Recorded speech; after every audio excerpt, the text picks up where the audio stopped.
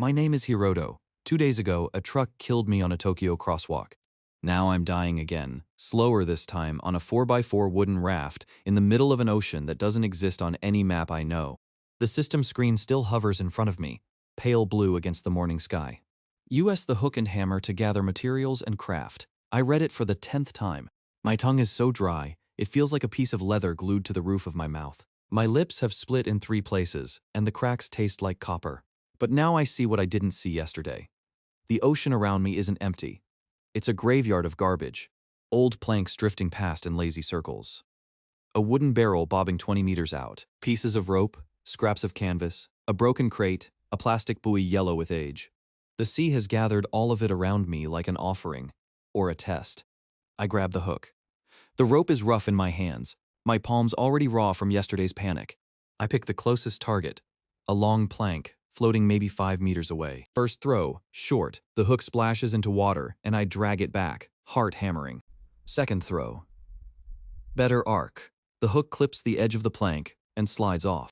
The plank turns lazily and drifts further away. I curse out loud. My voice is a croak. Calm down, Hiroto. You used to be good at fishing games at the arcade. Same principle. Aim past the target, let it sink in. Third throw. The hook arcs over the plank, drops, and I pull. The metal bites into the wood. I haul it in, hand over hand, the plank scraping against the side of the raft, plus 1 plank. I let myself feel 1 second of victory. Then I scan again. The barrel is next. It's heavier. I can tell from the way it sits in the water. 3 throws to land the hook properly into one of its iron rings. Pulling it in nearly tips me forward. I brace my feet against the raft's edge and lean back, dragging it centimeter by centimeter until it bumps against the planks. The barrel is empty. Of course it's empty. For a second I want to scream, then I remember. It's not the contents that matter, it's the barrel itself. I take the hammer. The wood is old and rotted in places. I split the first stave with 1 hit. The next ones come apart easier, plus 6 planks, plus 4 iron rings. A scatter of rusted nails I sweep into a pile with my hand. The system screen flickers. A new line of text glows into existence. Recipe unlocked. Solar desalinator requires 1 container, 1 fabric, transparent or thin, 1 secondary container, sunlight. I stare at the words. Solar desalinator. A piece of memory drifts up from middle school science class. Mr. Tanaka, the physics teacher, in front of a poster of the water cycle. Sun heats salt water. Water evaporates, leaves the salt behind. Vapor cools, becomes droplets. Droplets are pure water. He'd shown us a picture of survivors using a piece of plastic over a hole in the desert. The same principle works on a raft. I know what to do, but I need fabric. Thin fabric. Something the sun can warm through. I throw the hook again. 3 throws to drag in a tangled scrap of old sail. Gray. Sun bleached, but intact. 2 more throws and I've got the broken plastic crate I saw earlier. The yellow plastic is cracked along one side, but the bottom still holds. Now I have everything. I work fast. My hands are shaking, partly from dehydration, partly from focus. I split one of the barrel staves down the middle to make a half-bowl shape. I scoop seawater into it with my hands until it's half full. The water sloshes, brown-green and stinking of salt. Above the bowl, I build a frame from 2 planks, leaning toward each other like a tent. I drape the canvas over them, pulled tight, sloping down to one edge. Under that edge, I wedge the plastic crate. The principal sun hits the canvas, heats the salt water below. The water evaporates upward, hits the underside of the cloth, condenses into droplets. The droplets slide down the slope of the canvas and drip, drop by drop, into the plastic crate. I check it 3 times. The cloth is taut, the slope is steep enough. The crate is positioned right. Then I look up. The sun is brutal. It's the same sun that's been killing me for 2 days. Now it has a job, but it's also still killing me. I can feel my shoulders blistering even now, the back of my neck on fire. If I sit here in the open while the desalinator works, I'll be unconscious before the first drop falls. I drag myself to the other side of the raft. There's a second scrap of canvas I pulled in earlier, too small for the desalinator, but big enough for me. I wedge it between the mast stub and a rising plank, making a low, ragged piece of shade. I crawl underneath it and lie flat on the wood. The boards are hot against my back. But the canvas blocks the direct sun, and that alone feels like mercy. I lie there and watch my desalinator work for me. Time passes strange. I drift in and out. The sun crawls. My mouth is so dry I can't swallow anymore. At one point, I think I see my mother across the raft, and I almost call out before I remember she's still alive, in a world I'll never see again. After what feels like hours, maybe 4, maybe 5, I crawl out from my shade and check the crate. Water, real water, clear, clean water. Maybe 150 milliliters pooled in the bottom of the cracked plastic. It looks like the most beautiful thing I've ever seen. I lift the crate carefully, hands trembling so badly I almost spill it. I tilt it to my mouth. The first sip is cool, slightly warm from the heat, but pure. No salt, no bitter aftertaste, just water. The way water is supposed to taste when you've forgotten what water tastes like. I drink it all in 3 swallows. I want to cry, but I don't have the moisture for tears. The system pings, achievement, first, drop, +5, survival points. I don't even know what survival points do. I don't care. I refill the bowl with seawater immediately, reset the canvas, reposition the crate. The sun has hours of work left in it. By the time the sun starts dropping toward the horizon, the crate has another 200 milliliters in it. I drink half. I save half. I find a small wooden cup from one of the broken bottles in my mess of materials and pour the water into it carefully. Set it under the shade. 350 milliliters for the day. Not enough to live well, enough to live. I sit at the edge of the raft as the sun goes down. For the first time in 2 days, my head is clear. My hands have stopped shaking. The cracks in my lips still hurt, but they don't bleed anymore. I do the math in my head. Materials, 6 planks left over, 4 iron rings, 15 rusted nails, 1 working desalinator producing maybe 350 milliliters a day. Food, 0. Health, critical but stable, it's not much. 2 days ago, it was nothing. 2 days ago, I was a corpse on a Tokyo street.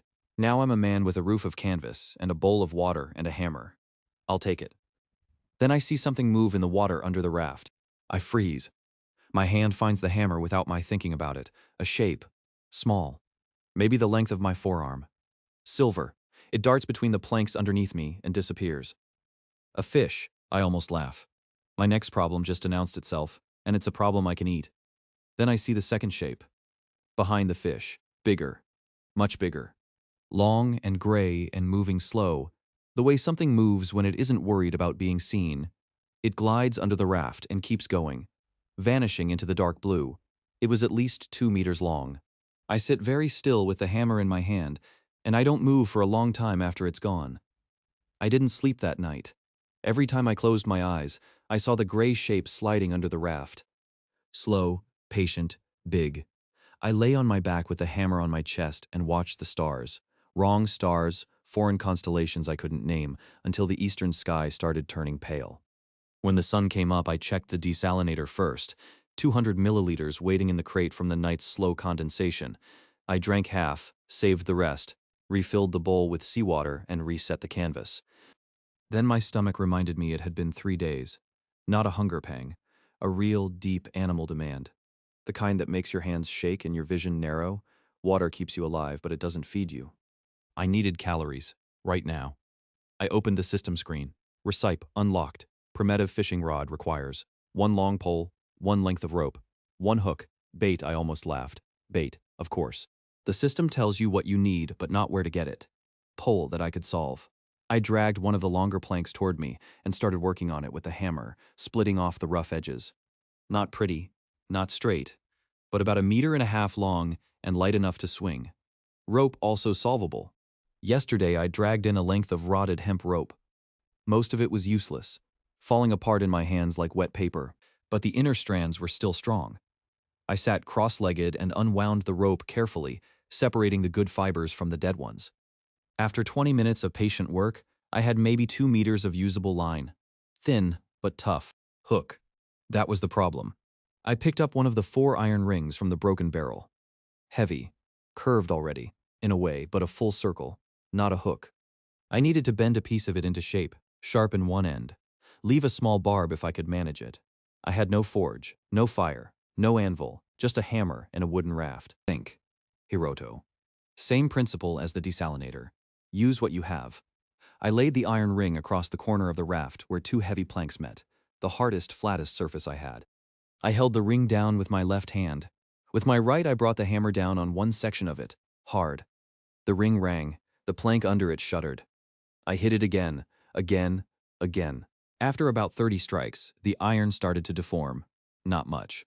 A slight flattening on one side. I kept hitting the same spot. My shoulder started to burn. Sweat ran into my eyes and I blinked it away. After what felt like an hour, I'd managed to break the ring open at one point, turning the closed circle into a curved C shape. Now I had something I could shape. I worked the open ends, hammered one straight, heated nothing, just brute force and repetition. The other end I left curved, hammering it slowly into a sharper hook shape. To put a point on it, I dragged the metal back and forth across one of the rusted nails I'd salvaged, like a knife across a sharpening stone. It took forever. My fingers cramped. The metal squeaked against the nail. But after maybe 2 hours of work, I had something that could be called a hook. Crude, lopsided. The point was duller than I wanted, but the shape was right, curved enough to hold a fish, sharp enough to pierce skin. I tied the rope to the straight end with a knot I half remembered from a fishing trip with my uncle when I was 12. Tied the other end to the pole. Now I needed bait. I sat at the edge of the raft and looked into the water. Small silver shapes flickered between the planks underneath me. The same kind of fish I'd seen yesterday. They were curious about the shadow of my raft, about the cool darkness it offered in the bright morning sun. There were maybe a dozen of them, maybe more. But fish don't bite a bare hook.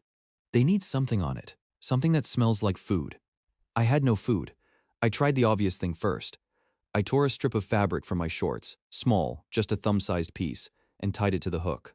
Lowered it into the water. Nothing. The fish swam past it, completely uninterested. One of them bumped against it once and turned away. I pulled the line back up. Sat there thinking, what does a fish want? Movement? Smell? Blood? Blood. I looked at my hands. They were already a mess from yesterday. Raw from the rope, scraped from the wood. I picked at a small scab on my knuckle and pulled it open. A bead of red welled up. I smeared it onto the hook. Lowered the line back in. The change was instant. 3 of the silver fish darted toward the hook within seconds. I felt the line jerk. A tiny pull. Almost not there.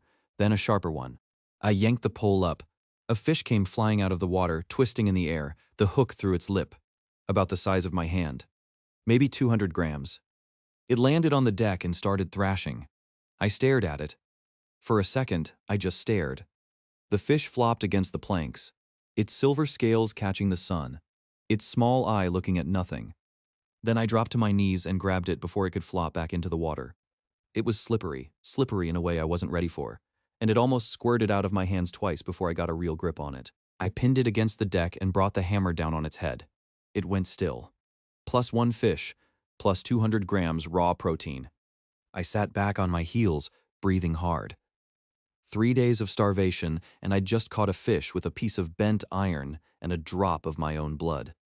I worked the hook out of its mouth carefully because I needed the hook intact for the next one, and reset the line. This time I used the fish's own intestine as bait. I'd read once that fish guts work better than almost anything else. I slit the belly open with the sharp edge of a broken nail, scraped out a small piece of gut, threaded it onto the hook, lowered the line back in. Hit within 30 seconds. By mid-morning, I had 4 fish on the deck. By noon, I had 6. I stopped because my hands were cramping, and because 6 fish was more than I could eat in one sitting, and I had no way to preserve them. They'd start rotting in this heat within hours. I ate the first one raw. There's no good way to describe this. I'm not going to pretend it was anything but disgusting. The flesh was cold and slimy, and the small bones got stuck in my teeth, and the smell made me want to gag. But the calories were real. After the first bite, I forced myself to chew slowly, methodically, swallowing the meat in small pieces. By the time I finished the first fish, I could feel something I hadn't felt in 3 days, a base of warmth in my stomach, a small core of energy returning to my arms. I ate a second fish, then I stopped, because I could feel my body wanting to reject any more. And because I'd learned in survival videos a long time ago that a starving person who eats too much too fast can actually kill themselves. I sat with my back against the broken mast stub and let the food settle. For the first time since I'd opened my eyes on this raft, I felt like a living thing instead of a dying one. I went back to fishing in the early afternoon. I wanted at least 2 more for the rest of the day, and I wanted to figure out how long the gut bait would keep working before I needed fresh. I lowered the line, waited, a bite. Sharp, harder than the others. I yanked up, and the rod almost ripped out of my hands. Whatever was on the other end was big. The pole bent dangerously. The line was so tight I could hear it humming. I braced my feet against the raft's edge and pulled, and for 1 second I thought I had something amazing, a really big fish, maybe a meal for 2 days. Then I saw the gray shape rising up from below. It came up fast. Faster than anything that big should move. A long, sleek body, maybe 1.5 meters, gray on top and white below. A wedge-shaped head, a mouth that opened, and I saw teeth. 2 rows of them, white and small and angled inward. The shark hit the line like a bullet. The fish I'd hooked vanished into its mouth in a single snap. The pole jerked forward with a force that nearly pulled my entire body off the raft. I felt my feet leave the planks, felt myself pitching forward over the edge. I let go of the pole.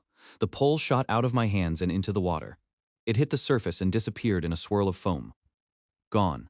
Hook, line, pole, all of it. I fell backward onto the deck. Hard. My elbow cracked against a plank and pain shot up to my shoulder. I scrambled away from the edge on my hands and feet, pushing myself toward the center of the raft like a crab, not stopping until my back hit the mast stub. I sat there with my heart trying to break out of my chest.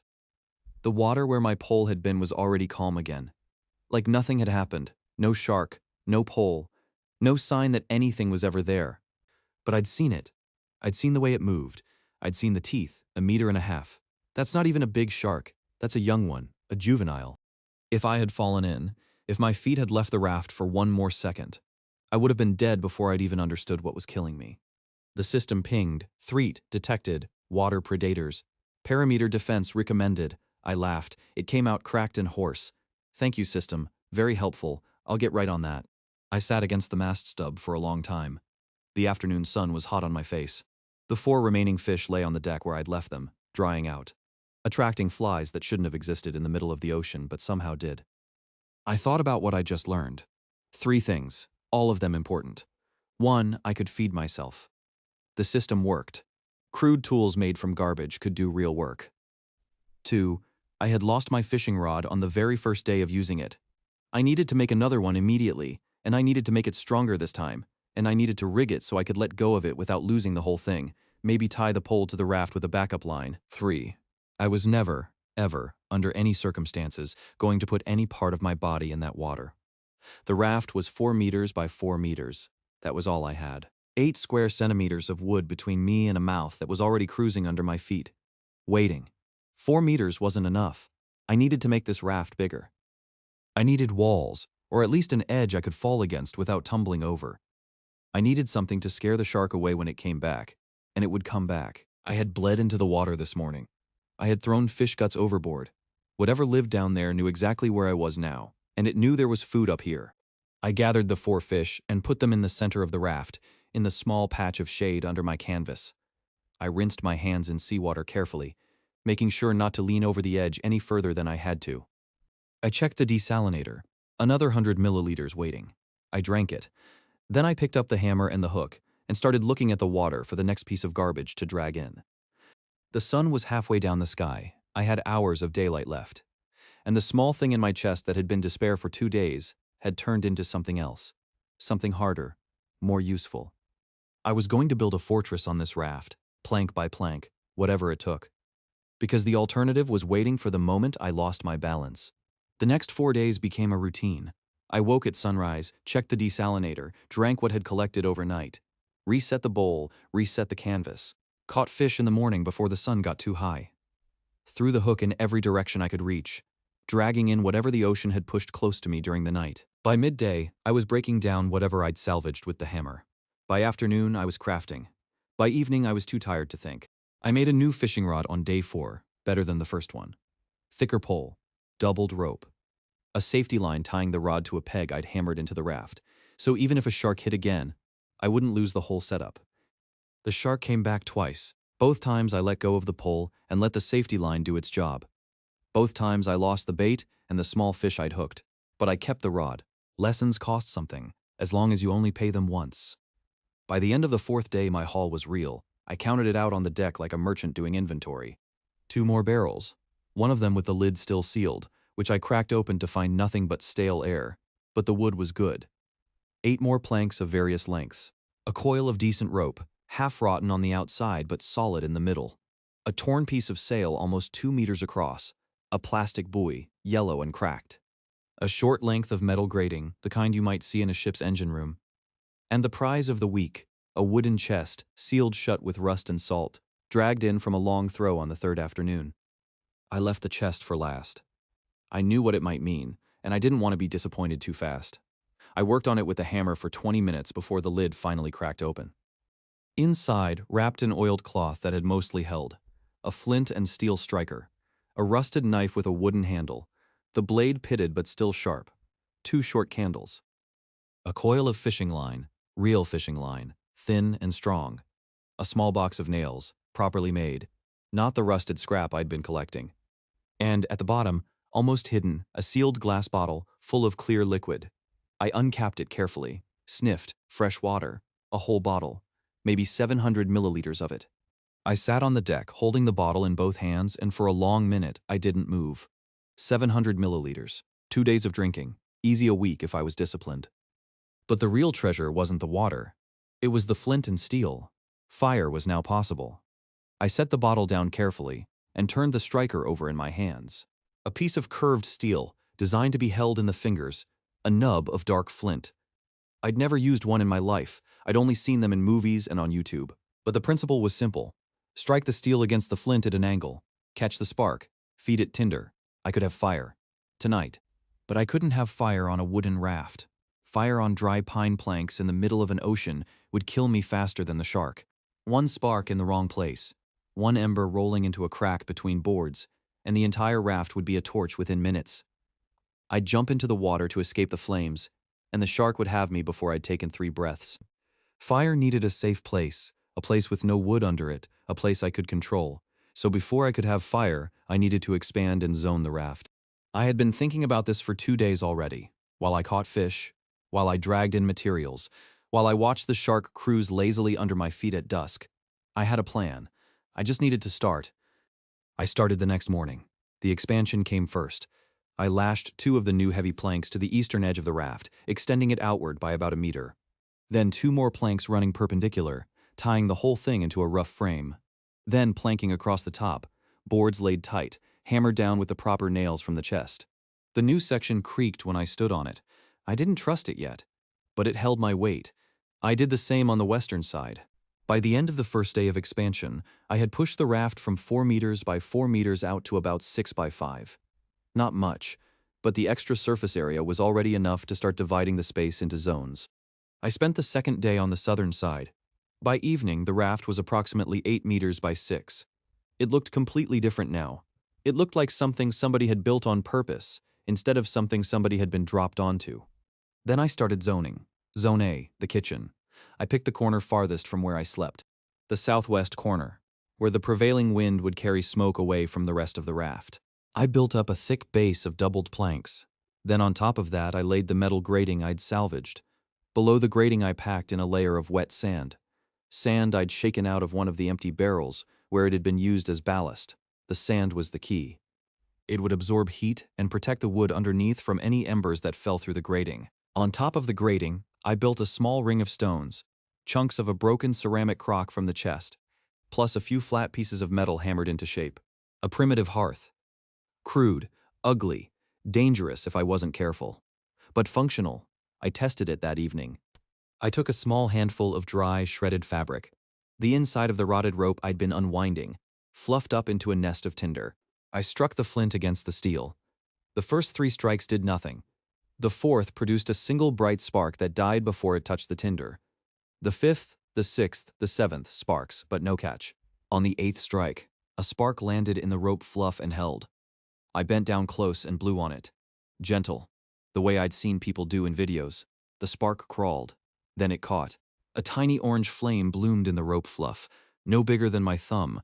I added a sliver of dry plank. Then another. Then a small piece of broken barrel stave. The flame grew. Within 5 minutes, I had a real fire going on the metal grating, the smoke rising up and being pulled away by the evening wind toward the empty horizon. I cooked a fish. I gutted it with a rusted knife. Skewered it on a thin, sharpened stick. Held it over the fire for about 4 minutes, turning it slowly. watching the white flesh go from translucent to opaque.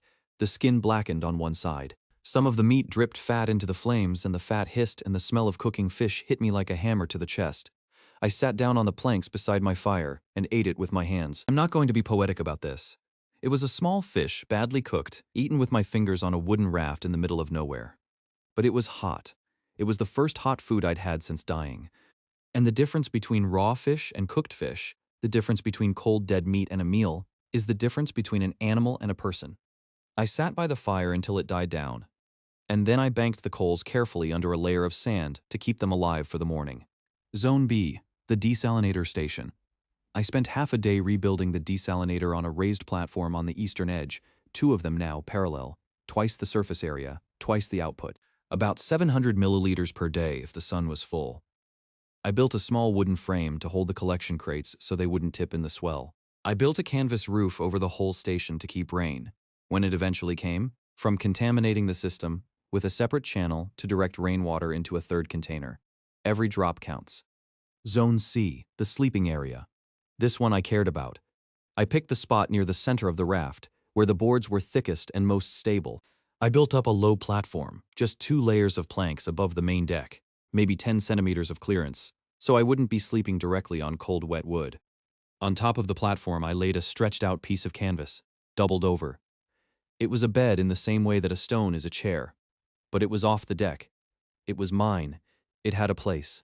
Above it I rigged a low canvas roof, slanted so any water would run off to the side, secured at 4 corners, a roof. After a week of nothing, that night I lay down on the canvas and pulled a second piece of cloth over me as a blanket, and looked up at the underside of my new shelter, and felt something I had not felt since the truck. I felt like I had a place to sleep instead of a place to die. Zone D, the workshop. The 4th corner I made into a workspace. I dragged my pile of materials there and organized it for the first time. Planks in one stack, sorted by length. Iron pieces in a small pile. Nails in an empty cup from the chest. Rope coiled, cloth folded. The hammer hung from a nail driven into the mast stub. The knife I kept on me at all times now, tucked into the waistband of my shorts. By the end of the 3rd day of work, the raft was something else entirely. It had zones, it had purpose, it had a kitchen, a water station, a place to sleep, a place to work. It had a fire that I could rebuild every morning from the banked coals. It had a roof over my head, and a meal in my stomach, and a routine.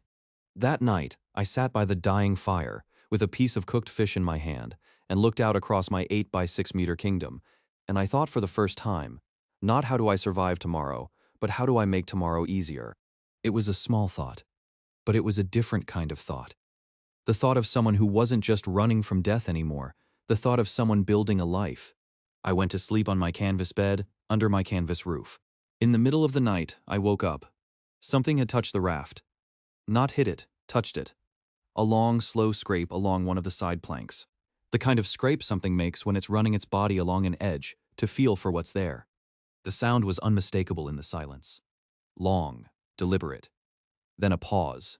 Then again, on a different plank. The shark was checking my walls. I lay very still on my canvas bed and listened. The scrape came one more time, then nothing.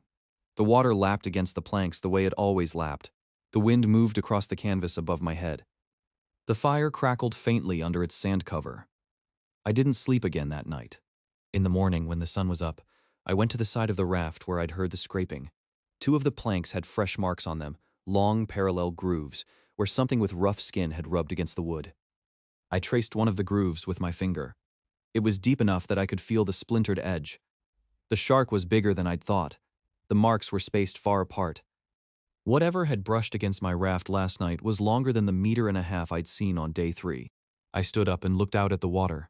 It was calm in the morning light. Empty. Innocent. I looked up at the sky.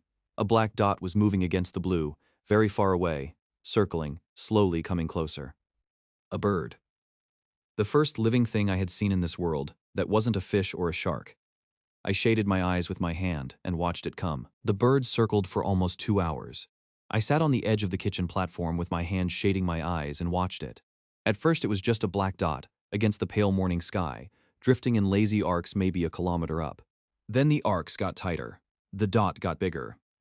By the time the sun was high, I could see what it was. A large albatross, white-bodied with dark wings, the kind of seabird that lives its whole life over the ocean and only touches land to breed. But this one was wrong. It was flying badly. One wing wasn't moving the way the other was.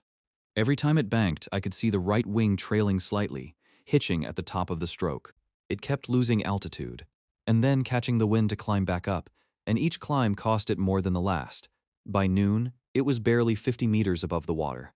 By the time the sun started bending toward afternoon, it was so low that I could see the dark feathers on its underside, the long curved beak, the black eye scanning the surface for anything to land on.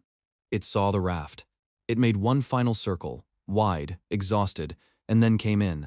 The landing was bad. It tried to slow itself with its wings, and one of them folded the wrong way, and it half fell, half glided onto the eastern edge of the raft, hit the planks hard, and tumbled across the wood until it stopped against the base of the desalinator station. Feathers everywhere.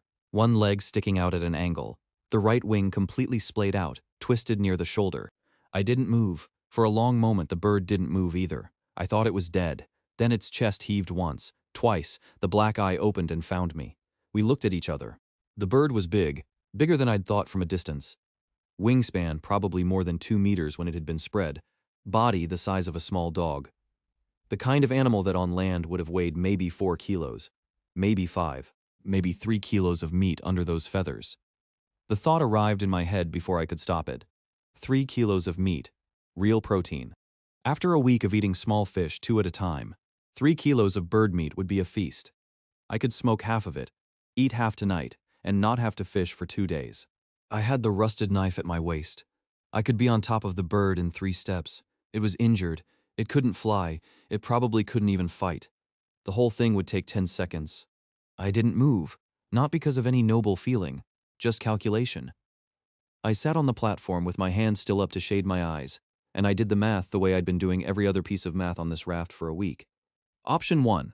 Kill it now. 2 to 3 kilos of meat. Saves me 2 days of fishing. After that, it's gone. Option 2. Try to keep it alive. Cost. Maybe 1 fish per day, possibly 2 while it's recovering. Risk. It dies anyway and I get nothing, or it recovers and flies away and I get nothing. Reward if it works. A bird that can fly. A bird that can see from the air. A bird that can scout for floating debris I can't see from the deck. A bird that can find things kilometers away that I would never find on my own. The first option was guaranteed. The second was a gamble. But the second one paid in something I couldn't get from any number of fish. I needed eyes. I lowered my hands slowly. I stood up, slow, careful, the way you move around a frightened animal. The bird's eye tracked me. It tried to scrabble backward with its one good leg and got nowhere. Its beak opened and a hoarse, exhausted sound came out. Not really a cry, more like a warning rasp. Stay away. I stayed where I was. I went to my workshop corner instead and picked up one of the small fish from this morning's catch. I'd been planning to cook it for lunch. I cut it in half with the knife. Clean strokes, slow, so the bird could see what I was doing, and then I crouched down and slid one half across the planks toward it. Stopped about a meter away. The bird watched the fish. Then it watched me. Then the fish again. It didn't move. I backed away to the kitchen platform and sat down where I'd been before. I didn't look at the bird directly. I knew enough about animals to know that staring at one is a threat. Half an hour passed. The bird hadn't touched the fish. The sun was starting to go down. I tried a different approach. I picked up the second half of the fish and chewed it in my own mouth, for a while, until the flesh was broken down into a soft pulp. Disgusting. But I'd seen mother birds feed their chicks like this in nature documentaries. Maybe this was something it would recognize. I spat the pulp into my palm and crawled forward on my hands and knees, slowly, until I was about a body's length from the bird. I set the pulp down in front of it. Then I backed away. This time the bird stretched its neck out, sniffed at the pulp, pecked at it once, hesitantly, then again, and the second peck was real. It ate the whole pulp in 3 jerky motions and then looked back up at me with that black eye like it was demanding more. I made another pulp, brought it closer this time. The bird ate it from a half-meter away. By sunset, it had eaten an entire small fish in mashed form from my hand. I named it that evening, while I sat by the fire and watched it from across the deck. I wanted to call it something simple, something I could shout if I needed to. The Japanese word for albatross is ahudori, which literally means fool bird, because they're so easy to catch on land. That was too long and too rude, So I just looked at it sitting there with its lopsided wing and its scowling face, and I said the first short name that came into my head, Kame. The bird turned its head at the sound. Yeah, I know, I said out loud. K means turtle. You're not a turtle, I don't care. The bird made a low rasping noise that might have been agreement or might have been a curse. I decided it was agreement. The next 4 days I learned a lot about Kame. Kame was not grateful. That was the first thing I had expected. Stupidly, that an animal whose life I was saving would show some kind of trust, some kind of softening. Kame did not soften. Kame ate the fish I gave it, and then, the moment I turned my back, hopped over to my fish storage corner and tried to steal another one. When I caught it in the act and shouted, it gave me a look that I can only describe as outraged, as if I were the one in the wrong for keeping food away from it. Kame was loud. Whenever I did something it didn't like, moved a piece of canvas, repositioned a plank, banked the fire wrong, it would let out a hoarse, complaining cry from wherever it was sitting. The cry sounded exactly like an old man complaining about young people. I started talking back to it. Yes, Kame, I'm moving the canvas. The canvas needed to move. Hoarse rasp. No, Kame, I'm not interested in your opinion. Louder rasp. Kame was afraid of water. This was the strangest thing about it, given that it was a seabird. It refused to go anywhere near the edges of the raft. Whenever I worked at the borders, fishing, throwing the hook, Kame would retreat to the dead center of the deck and watch me with what I now recognized as nervous suspicion. I think it had nearly drowned at some point. Maybe whatever broke its wing also dropped it in the water, and it had only barely made it out. Whatever happened, Kame did not trust the sea. Kame slept by the fire. The first night it tried to sleep on the desalinator station and shivered all night in the wind. The second night, after I'd gone to bed, I heard its claws on the planks. Hop, hop, hop, and then a soft rustling as it settled itself near the kitchen, where the banked coals were still warm under their sand cover. Every night after that it slept there, head tucked under its good wing, body angled toward the warmth. By day 4, the wing was healing. Not straight. It would never be straight, but the joint had set into something that worked. Kame started testing it. Short hops at first, just stretching. Then a few hard flaps that lifted it off the deck for a second before it dropped back down. By day 5, it could glide a couple of meters. By day 6, it made its first real flight, a clumsy, wobbling launch from the kitchen platform that took it in a low arc out over the water and back to the western edge of the raft. It landed badly and looked at me like I had personally embarrassed it. You did fine, I told it. Try again. It tried again. By day 7, Kame could fly properly. The right wing still hitched at the top of every stroke, and its turns were lopsided. But it could climb, it could glide, it could circle, it could go up. That was the morning I started getting paid back for the fish. Kame took off from the kitchen platform at sunrise, climbed in a slow spiral until it was maybe 100 meters above the raft, and then drifted west on the wind. It was gone for almost an hour. I started to wonder if it was ever coming back, if the deal was off, if it had decided that freedom was better than my hand-fed fish pulp and my warm sand. Then I saw it coming back with purpose. It was flying in a straight line, fast, and when it reached the raft it didn't land. It circled overhead and made a series of harsh, urgent calls, then peeled off and flew west again, maybe 30 meters out. Then it banked and flew back, calling. It wanted me to follow. I climbed onto the raised sleeping platform, the highest point on the raft, and looked west. In the distance, maybe half a kilometer out, there was something dark on the water, a patch of debris, bigger than anything I had near me. A real cluster, something the size of a small car drifting on the surface. I would not have seen it from deck level. The horizon would have hidden it. From the platform with the sun behind me, I could just barely make out the shape. Kame had flown up. Kame had seen what I couldn't see. Kame had come back to tell me. The deal was working. I spent the next 2 hours rigging a paddle. I hadn't built one yet, because the raft was too heavy to row in any meaningful way, and I had nowhere to go. But now I had somewhere to go, half a kilometer west, before the current pulled the debris field away. I lashed a flat plank to a long pole, made a clumsy oar, and then I worked the raft slowly across the open water, with Kame circling overhead and screeching what I'm pretty sure were instructions. It took me almost 3 hours to reach the debris field. By the time I got there, my arms were shaking and my palms were bleeding through new blisters. But the field was real, and it was full. Half-broken planks, a long piece of mast, 2 more barrels, a tangle of rope, a torn fishing net, bigger than anything I had, and in the middle of it all, half submerged but riding the swell, a large wooden barrel. sealed, heavy, big as a man's chest. I hooked it and dragged it toward the raft with everything I had left. It bumped against my boards and I stopped, panting, holding the rope, looking down at my prize. I had no idea what was inside it. I could already feel that it was full of something. Dense, packed, not liquid. It could be anything. Garbage, dead meat, stones, or something I needed. Above me, Kame circled once and then settled on the kitchen platform with a satisfied rasp. "All right," I said to the barrel. "Let's see what you've got." I picked up the hammer. The barrel was heavier than anything I dragged onto the raft so far. I worked the lid for almost 20 minutes. Salt had glued it shut, and the wood around the seal was swollen tight. I hammered, I pried, I cursed. Kame watched from the kitchen platform, with the bored expression of an old man watching a child fail at a simple task. The lid finally cracked.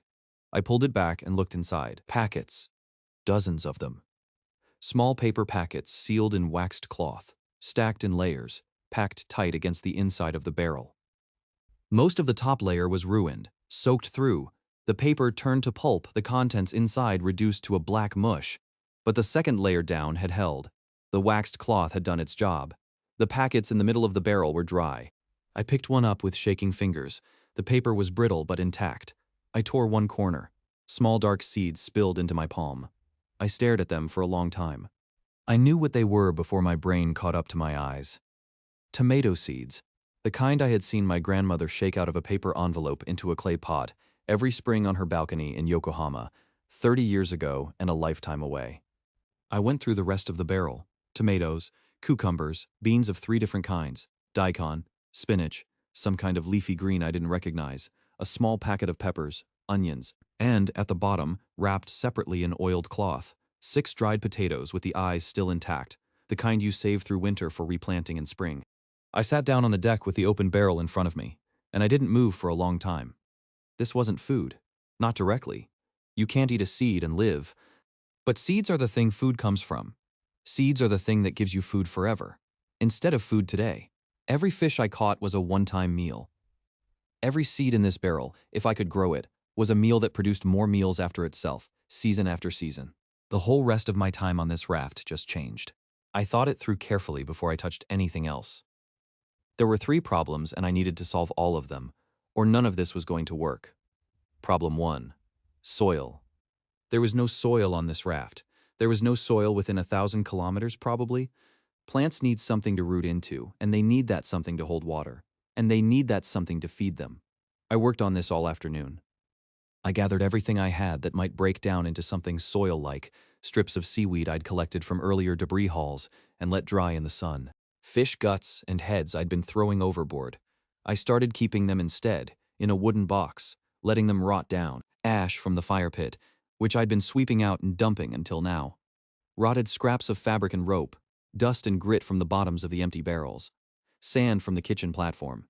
I mixed all of it in a large box I built from spare planks, crude, ugly, smelling of rotten fish and ash. But it was dark. It was heavy. It held water when I poured a little in to test it. It was the closest thing to soil I could make in the middle of the ocean. It would have to be enough. Problem 2. Water. This was the hardest part. The desalinator made about 700 milliliters a day. I drank most of it. There was no surplus to pour onto plants.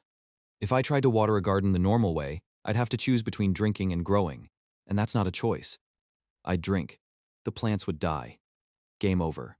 I needed a system that used the absolute minimum amount of water. Drop by drop, only where it was needed, with nothing wasted to evaporation or runoff. I sat on the kitchen platform with a piece of fabric in my hand and thought about it.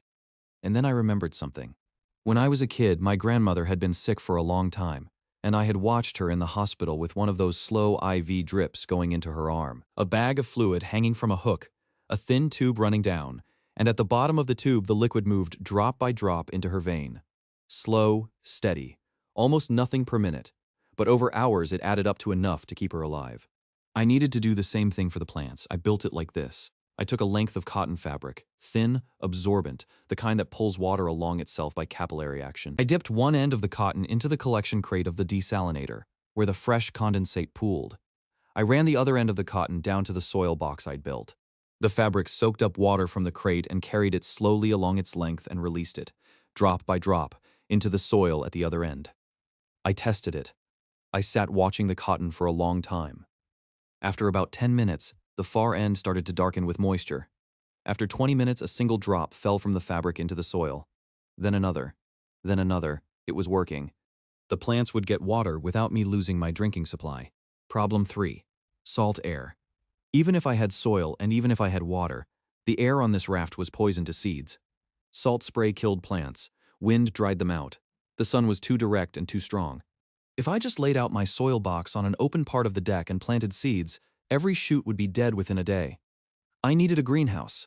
I spent 2 full days building it. I built the frame from the thinnest, lightest planks I had. A square base about 2 meters by 2 meters, with 4 corner posts standing about 1.5 meters tall. I lashed the joints with rope and reinforced them with nails from the chest. Then I stretched the largest piece of canvas I had over the top, and on the sides I used pieces of the cracked yellow plastic from the buoy, cut into flat panels, translucent enough to let some light through, solid enough to block the wind and the spray. It was ugly, lopsided. The canvas roof sagged in the middle, and the plastic walls didn't quite meet at the corners. I had to stuff the gaps with strips of cloth and old rope. But when I crawled inside it, on the 3rd afternoon and sat there in the muted, warm, salt-free air, it felt like I had built a small cathedral. I planted the next morning. I made small holes in the soil with my finger. I dropped 2 tomato seeds into the first hole, 2 cucumber seeds into the second, beans into the 3rd row, spinach, daikon. The leafy green I didn't know. I covered each hole gently with my fingertips. I positioned the cotton drip line so water would reach every section of the box. I cut the potatoes carefully with the rusted knife, keeping each eye intact, and pressed them into a separate corner of the soil. Then I closed the canvas flap of the greenhouse and walked away, because I knew if I sat there staring at the soil, it wasn't going to make anything grow faster. While the seeds did their slow work, I built other things. The shower, I made it on the back of the greenhouse. On the canvas roof, I built a second, smaller solar desalinator, a flat tray of seawater under a sloped canvas. And I rigged it so the condensate flowed down a wooden channel into a sealed plastic crate suspended above head height. The crate had a small hole drilled in the bottom and a wooden peg jammed into the hole as a stopper. The first time I used it, I stood under the crate, naked except for my shorts, and pulled the peg. Water poured down through the perforated underside of the lid. Fresh water. Slow trickle. Not a real flow, but real, clean, sun-warmed water running over my head and shoulders and down my back, for the first time in over 2 weeks. I closed my eyes and stood there until the crate was empty. I'm not going to try to describe it. I'll just say that there are things you take for granted in your old life, and when you get them back after losing them, they stop being small. A shower stops being a shower. It becomes a kind of return, a small piece of being a person again. I dried off in the sun, put my shorts back on, and felt like a different man for the rest of the day. The bed. This took me an evening and a morning. I rebuilt the sleeping platform properly. A real frame this time. 4 heavy posts, planks across the top, joints reinforced. On the platform, I built a kind of mattress. A long sack made from 2 pieces of canvas sewn together with fishing line, stuffed with handfuls of dried seaweed I'd been collecting and letting bake in the sun. The seaweed was springy and held its shape. The mattress wasn't soft, the way a real mattress is soft, but it wasn't a wooden plank either. It had give, it had warmth.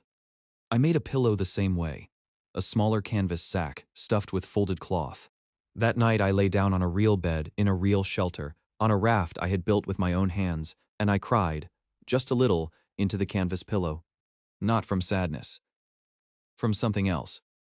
Something I didn't have a word for. The kitchen upgraded. I built a small table next to the hearth, a flat plank on 4 short legs, and a stool, a single block of wood from a half-barrel I'd cut down. I started eating my meals sitting at the table instead of crouching by the fire.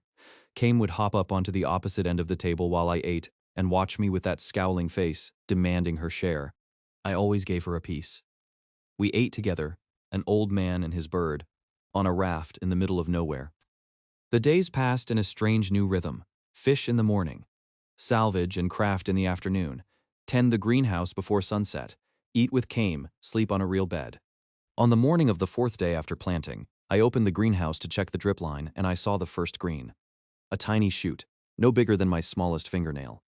A pale, almost translucent green pushing up out of the dark soil in the bean row. I crouched in front of it and stared at it for a long time. A plant. A living plant. On a raft, in the middle of the ocean. By the end of the week, there were 9 of them. Beans, mostly, and 2 tomato shoots, and a thin curl of something that might have been daikon. The potatoes hadn't shown anything above the soil yet, but when I gently pressed my finger into the dirt near one of them, I could feel the roots forming underneath. It was working. Kame had become the greenhouse's unofficial guardian. She'd taken to perching on the corner of the canvas roof every morning, scanning the inside of the greenhouse with one suspicious eye, daring any insect that didn't exist out here to come close to her plants. She had decided the greenhouse was hers. I didn't argue. 2 more weeks went by like this. The garden grew. The raft grew with it. I added another small expansion to the south side, building out about another meter in each direction, just for the storage I now needed. I built a second smoking rack near the kitchen and started smoking fish properly, hanging them in long rows above the slow heat. Real food storage, a buffer against bad days. I had it all: fire, fresh water, a shower, a bed, a garden, a companion, smoked fish hanging in the kitchen, a roof over my head, a routine. For a few days I let myself believe that this was sustainable, that if nothing changed I could live like this, quietly, carefully, fishing and gardening and tending my little floating home for a long time, maybe forever. Then one morning, just after sunrise, the raft tilted. Not much, just a sudden lurch, maybe 10 centimeters of rise on one side. The kind of motion you'd get if something very large had passed under the boards from below, close enough to push water out of the way. I dropped the fishing line I was holding and ran to the western edge. I got there just in time to see it. A back. A gray back, breaking the surface for one slow second before it slid under again. A fin standing up out of the water, not the small triangular fin of the meter-and-a-half shark from week 1. A tall fin, a wide fin, the base of it as thick as my arm. The body that the fin was attached to passed under the raft slowly. It took almost 3 seconds for it to go from the western edge to the eastern edge. The raft was 8 meters long. The thing under me was at least 5 meters. It surfaced once more on the far side, blew a slow exhale of air through whatever it had for a blowhole. No, sharks don't blow air. That was just water displacement. And then it sank into the dark blue and was gone. I stood at the edge of my raft and I did not move. Kame came down from the greenhouse roof and landed on the planks beside me. She made a low sound. Not a rasp this time, a different sound, a worried sound. Yes, I said quietly. I saw it. I stood there for a long time after the water had gone calm again. The shark from week 1 had been a juvenile, a test, a scout. This was the real population of these waters. This was what my raft had been hiding from. The thing that had brushed against my boards in the night. The thing that had left grooves on my planking that hadn't been my one little juvenile shark. That had been this, and it knew where I was now. I looked back across my raft. My beautiful, fragile, growing raft. The greenhouse, the shower, the kitchen, the bed, everything I'd built in these last weeks. All of it suspended on a few centimeters of wooden plank above a mouth that was 10 times bigger than me. One bite from that thing in the wrong place, and the entire western side of my home would be gone. The greenhouse would tilt into the sea. The garden would drown in seconds. The seeds I'd grown, every one of them would be lost. I didn't sleep well that night, or the night after, or the night after that. I started building the defensive stakes the next morning, but I already knew in some part of myself that had learned to trust bad feelings, that I was not going to finish in time. For 3 days I lived in the shadow of that fin. I worked from sunrise to sunset on the defensive stakes. The plan was simple. Take the longest, heaviest planks I had, sharpen one end of each into a point with the rusted knife, and lash them to the underside of the raft so the points stuck outward and downward into the water. Anything that came at the boards from below would meet the points first. The work was slow. Each stake took me almost an hour to shape. The knife was dull and the wood was hard, and my hands were already raw from the last 2 weeks of building. I could only attach the stakes from a sitting position at the edge of the raft, leaning out over the water to lash them into place. And every time I leaned out, I felt the back of my neck prickle with the certainty that something was about to come up out of the dark and take my arm off at the elbow. By the end of 3 days, I had finished 16 stakes, 6 on the western side where I'd seen the back, 4 on the south, 3 each on the north and east. It wasn't a complete perimeter. The corners were still bare. The underside of the raft was still mostly exposed, but it was something. It wasn't enough. I knew it wasn't enough on the 3rd evening when I sat down by the kitchen fire to eat, and Kame wouldn't come to the table. She stayed on the greenhouse roof with her head turned toward the western horizon, not eating, not making her usual rasping complaints, just watching. Once, she let out a low sound I'd never heard from her before, somewhere between a moan and a whistle. the sound an animal makes when it knows. I didn't sleep at the bed that night. I lay down on the kitchen platform instead, near the banked coals, with the hammer in one hand and the rusted knife in the other and the gutting knife from the chest within reach. I told myself it was just a precaution. I told myself I'd sleep better near the fire. I lied to myself in a lot of small ways that night. I drifted off somewhere after midnight. The crash woke me. It wasn't a thud. It wasn't a bump. It was a crash. A wet, splintering, breaking apart sound that I felt through the planks before I heard it through my ears. The whole raft jerked sideways. I rolled off the kitchen platform and hit the deck on my shoulder. Kame was screaming. I had never heard her make a sound like that.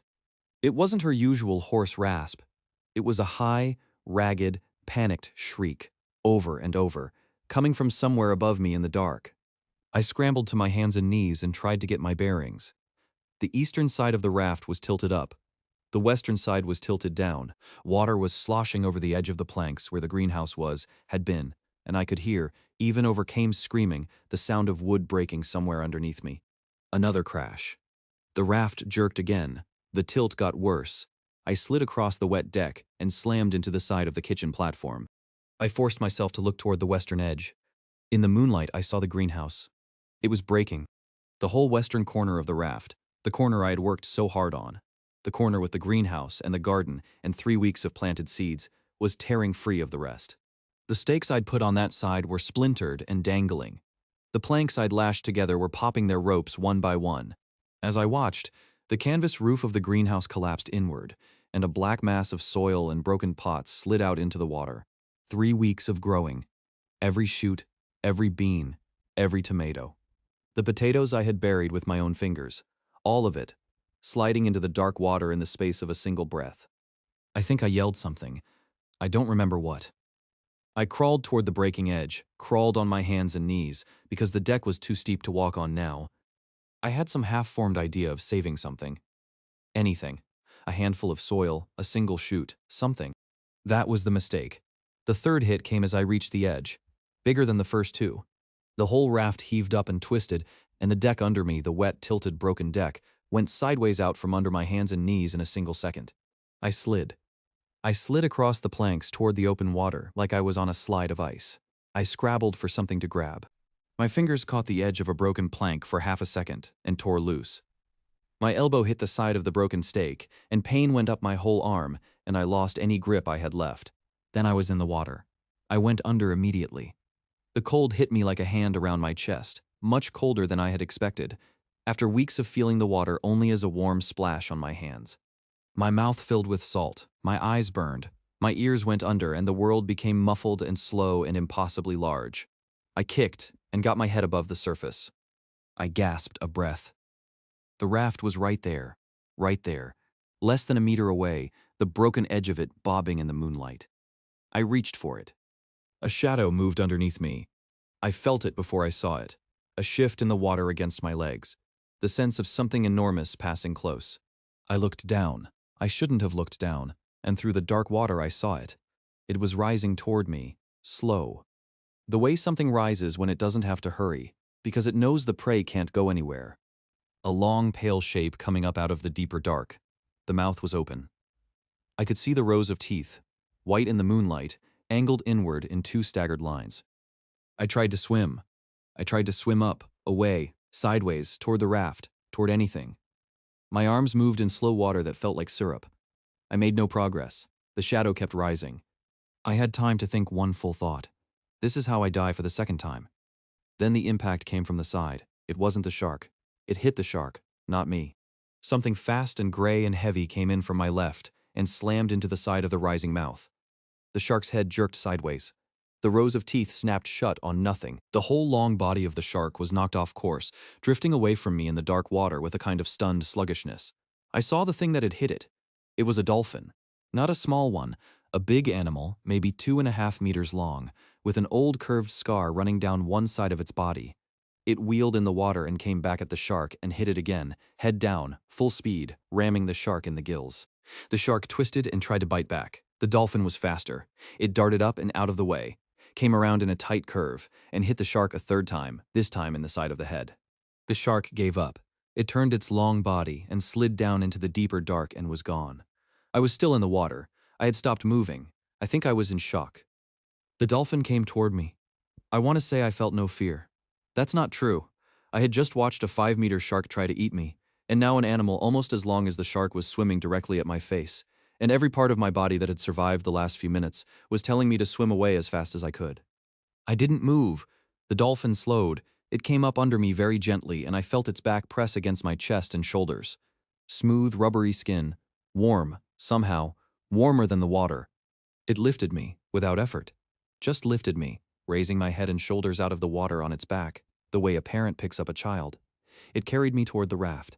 It moved slowly, deliberately, the way you move when you're afraid of dropping something you're holding. It brought me to the broken edge of the raft and pressed itself up against the planks so I could grab on. I caught the splintered edge of a board with both hands and pulled. The dolphin pushed against my legs from below, nudging me upward. I scraped my chest on the broken wood and got my torso onto the deck. My legs followed. I rolled onto my back on the wet planks and lay there gasping and coughing up salt water and shaking so hard I couldn't make my hands close. The dolphin stayed in the water beside the raft. I rolled my head sideways to look at it. It was watching me. One dark eye, intelligent and steady, set into the side of that smooth gray head. It made a sound, a series of clicks and a soft high whistle, and then it nudged the side of the raft once with its nose, like it was checking on me. Like it was saying, "Are you all right?" I sat up slowly. I'm not sure I could have stood. I crawled to the edge, the sane edge, the unbroken edge, and reached out one shaking hand toward the dolphin's head. It didn't move away. My fingers touched the smooth skin of its nose. The dolphin made another soft click. I stroked it once, gently. It pushed its head a little harder against my palm. "Thank you," I said. My voice was a wreck. It came out as a kind of whisper cough. "Thank you. Thank you." The dolphin made the clicking sound again. I was already beginning to think of the clicks as words, even though I knew that was probably just my exhausted brain trying to make sense of an animal. I sat at the edge of the raft with my hand still on its nose, for I don't know how long. Maybe a minute. Maybe 10. The night was very quiet. Kame had stopped screaming somewhere up above me. I could hear her now, making small worried noises from the top of what was left of the greenhouse frame. But she wasn't shrieking anymore. I looked at the dolphin's face in the moonlight, and I tried to think of a name for it. It seemed important. Suddenly, the bird had a name. The bird had become Kame the moment I'd named her. Names mattered. Names made things real. The dolphin had blue-gray skin, bluer than I would have expected for a sea mammal, almost a soft slate color in the moonlight. The Japanese word for the color blue is ao. The suffix shi is in a lot of male names from old stories. Aoshi, I said. The dolphin clicked. I decided it was agreement. The sun started coming up about an hour later. By the time it was fully light, I had managed to stand up and take stock of what had happened. It was bad. The greenhouse was gone. Not damaged, gone. The western corner of the raft had been sheared off cleanly by the shark's bites, and everything that had been on that corner, the greenhouse, the soil box, the plants, the second desalinator I had built into the greenhouse roof, the entire shower assembly, was either at the bottom of the ocean or floating in pieces on the surface around the broken edge. I could see some of the wreckage, a piece of the canvas roof drifting 20 meters out, a flat plank from the soil box, half submerged, with a single bean shoot still clinging to it by its tiny pale roots. The yellow plastic from the buoy walls was scattered across the water in fragments. I would not be getting any of it back. The current was pulling it away already. And even if I had wanted to risk going after it, I had no paddle anymore. The paddle had been on the western corner. I forced myself to count the rest. The kitchen platform was intact. The fire was out, drowned by the splash, but the coals could be relit from the flint and steel. The bed was intact, on its raised platform near the center. The remaining desalinator on the eastern side was still standing, though water had splashed into the bowls and contaminated the night's collection. I'd have to drain it and start over. I had lost about half of my fresh water reserve. The smoking rack was tilted but standing. About 2/3 of the smoked fish had survived. The rest were in the water somewhere. The hammer was still in my hand from when I dropped onto the deck. I hadn't even realized I was holding it. Kame was alive. She came down from the broken greenhouse frame and hopped over to me on the deck and made a long, hoarse, complaining rasp directly at my face from about 30 centimeters away. I have no idea what she was telling me. I think she was telling me I had been an idiot for falling in. I told her she was right. Aoshi was still in the water beside the raft. He had not left, He was circling slowly, maybe 10 meters out, watching. Every few minutes he came back to the broken edge and touched it with his nose, as if checking to see whether I was still upright. I sat down on the kitchen platform with Kame on one side of me and Aoshi in the water on the other side, and I put my face in my hands, and I tried very hard not to cry, because crying would be a waste of water I couldn't afford to lose. When I took my hands away from my face, I looked across the broken deck at the empty space where the greenhouse had been. 3 weeks of growing, every seed I had planted, the drip irrigation system, the shower I had stood under and felt human again. All gone in less than a minute. But I was alive. 2 animals had decided, for reasons I could not understand, that I was worth keeping alive. The bird had warned me. The dolphin had pulled me out. I was not alone anymore. I stood up. My legs were still shaking, but they held me. I walked to the eastern edge of the raft, the safe edge, the edge where the water was empty, and I looked out at the rising sun. One thing was certain. The next time the shark came back, and it would come back, either my raft was going to be a fortress or my raft was going to be splinters. There was no third option. I picked up the hammer. I didn't sleep for the next 3 days. I mean that almost literally. I lay down twice, once for an hour at midday on the second day, once for maybe 2 hours on the third night when my hands stopped working from exhaustion. The rest of the time I worked. I worked the way you work when you have understood that the next mistake is the last mistake. The first morning after the attack, I made a list in my head and held to it like a prayer. 1. Rebuild the broken corner so the raft is structurally whole again. 2. Build a real perimeter defense that goes all the way around, no gaps. 3. Make a weapon I can use against something big. 4. Rebuild the greenhouse on a different side, with what seeds I have left. 5. Rebuild the desalinator so I have water again. 6. Do not stop until all of this is done. I started with the broken corner because everything else depended on it. I dragged in every piece of debris within crook and rope range. Most of what I needed was already nearby. The attack had shaken loose a lot of floating wood, and the current had pushed some of it toward the raft instead of away. Within the first morning I had pulled in 11 new planks, 3 more pieces of broken sail, a long section of mast from somewhere, and 2 more iron rings from a half-rotted barrel. I lashed and nailed the new planks across the broken edge in a rough patch, then doubled the layer with a second course of planks running perpendicular to the first. I'd learned the lesson from before. A single layer of boards is fast to build and fast to break. 2 layers with the grain running in different directions take much longer to bite through. By the end of the first day, the western side of the raft was whole again, ugly as a bruise, patched in mismatched colors of weather-beaten wood, but whole. I started the perimeter defense on the second day. This was the part I had been thinking about while my hands worked on the patches. The defensive stakes I had built before the attack had been a half measure. 6 on one side, 4 on another, big gaps in between, all of them just lashed to the underside in places I could reach without tipping into the water. What I needed now was a complete ring. Every side, every corner, no openings. I started by sharpening planks. I had 8 of the new planks shaped into stakes by the end of the first morning. One end pointed, the other end flat for lashing. I added them to the bare corners first, where the sharks would naturally probe for weakness. Then I went back and doubled the existing stake density on the western and southern sides, where I'd seen activity. By the end of the second day, there were 31 stakes around the perimeter of the raft, spaced no more than half a meter apart, all of them angled outward and slightly downward into the water. Then I built the net shield. This was Aoshi's contribution, in a way. While I worked, he was always nearby, circling slowly, surfacing every few minutes to make a soft click in my direction, then disappearing back under to do whatever a dolphin does in the deep. Twice on that second day, he came back to the raft pushing something with his nose. The first time it was a long piece of fishing net, balled up and trailing weeds that had been drifting somewhere out of my sight. The second time it was a shorter piece of the same net cleaner, with most of the mesh intact. I knelt at the edge of the raft and pulled the net out of the water with my hook. Aoshi watched me do it. I said thank you out loud, the way you do when you mean it, and Aoshi clicked once and went back down. I untangled the net for the rest of that afternoon. There were holes in it, and rotten patches I had to cut out with the rusted knife. But most of the mesh was good. By evening, I had a single long piece of net, about 6 meters long and 2 meters deep. I rigged it under the raft. I lashed the top edge of the net to the perimeter stakes all the way around the side where the attack had happened, so the mesh hung straight down into the water like a curtain. I weighted the bottom edge with the iron rings and the heaviest bits of metal I could find. The net dropped about 1.5 meters below the raft, and then trailed slightly outward in the current. The point was simple.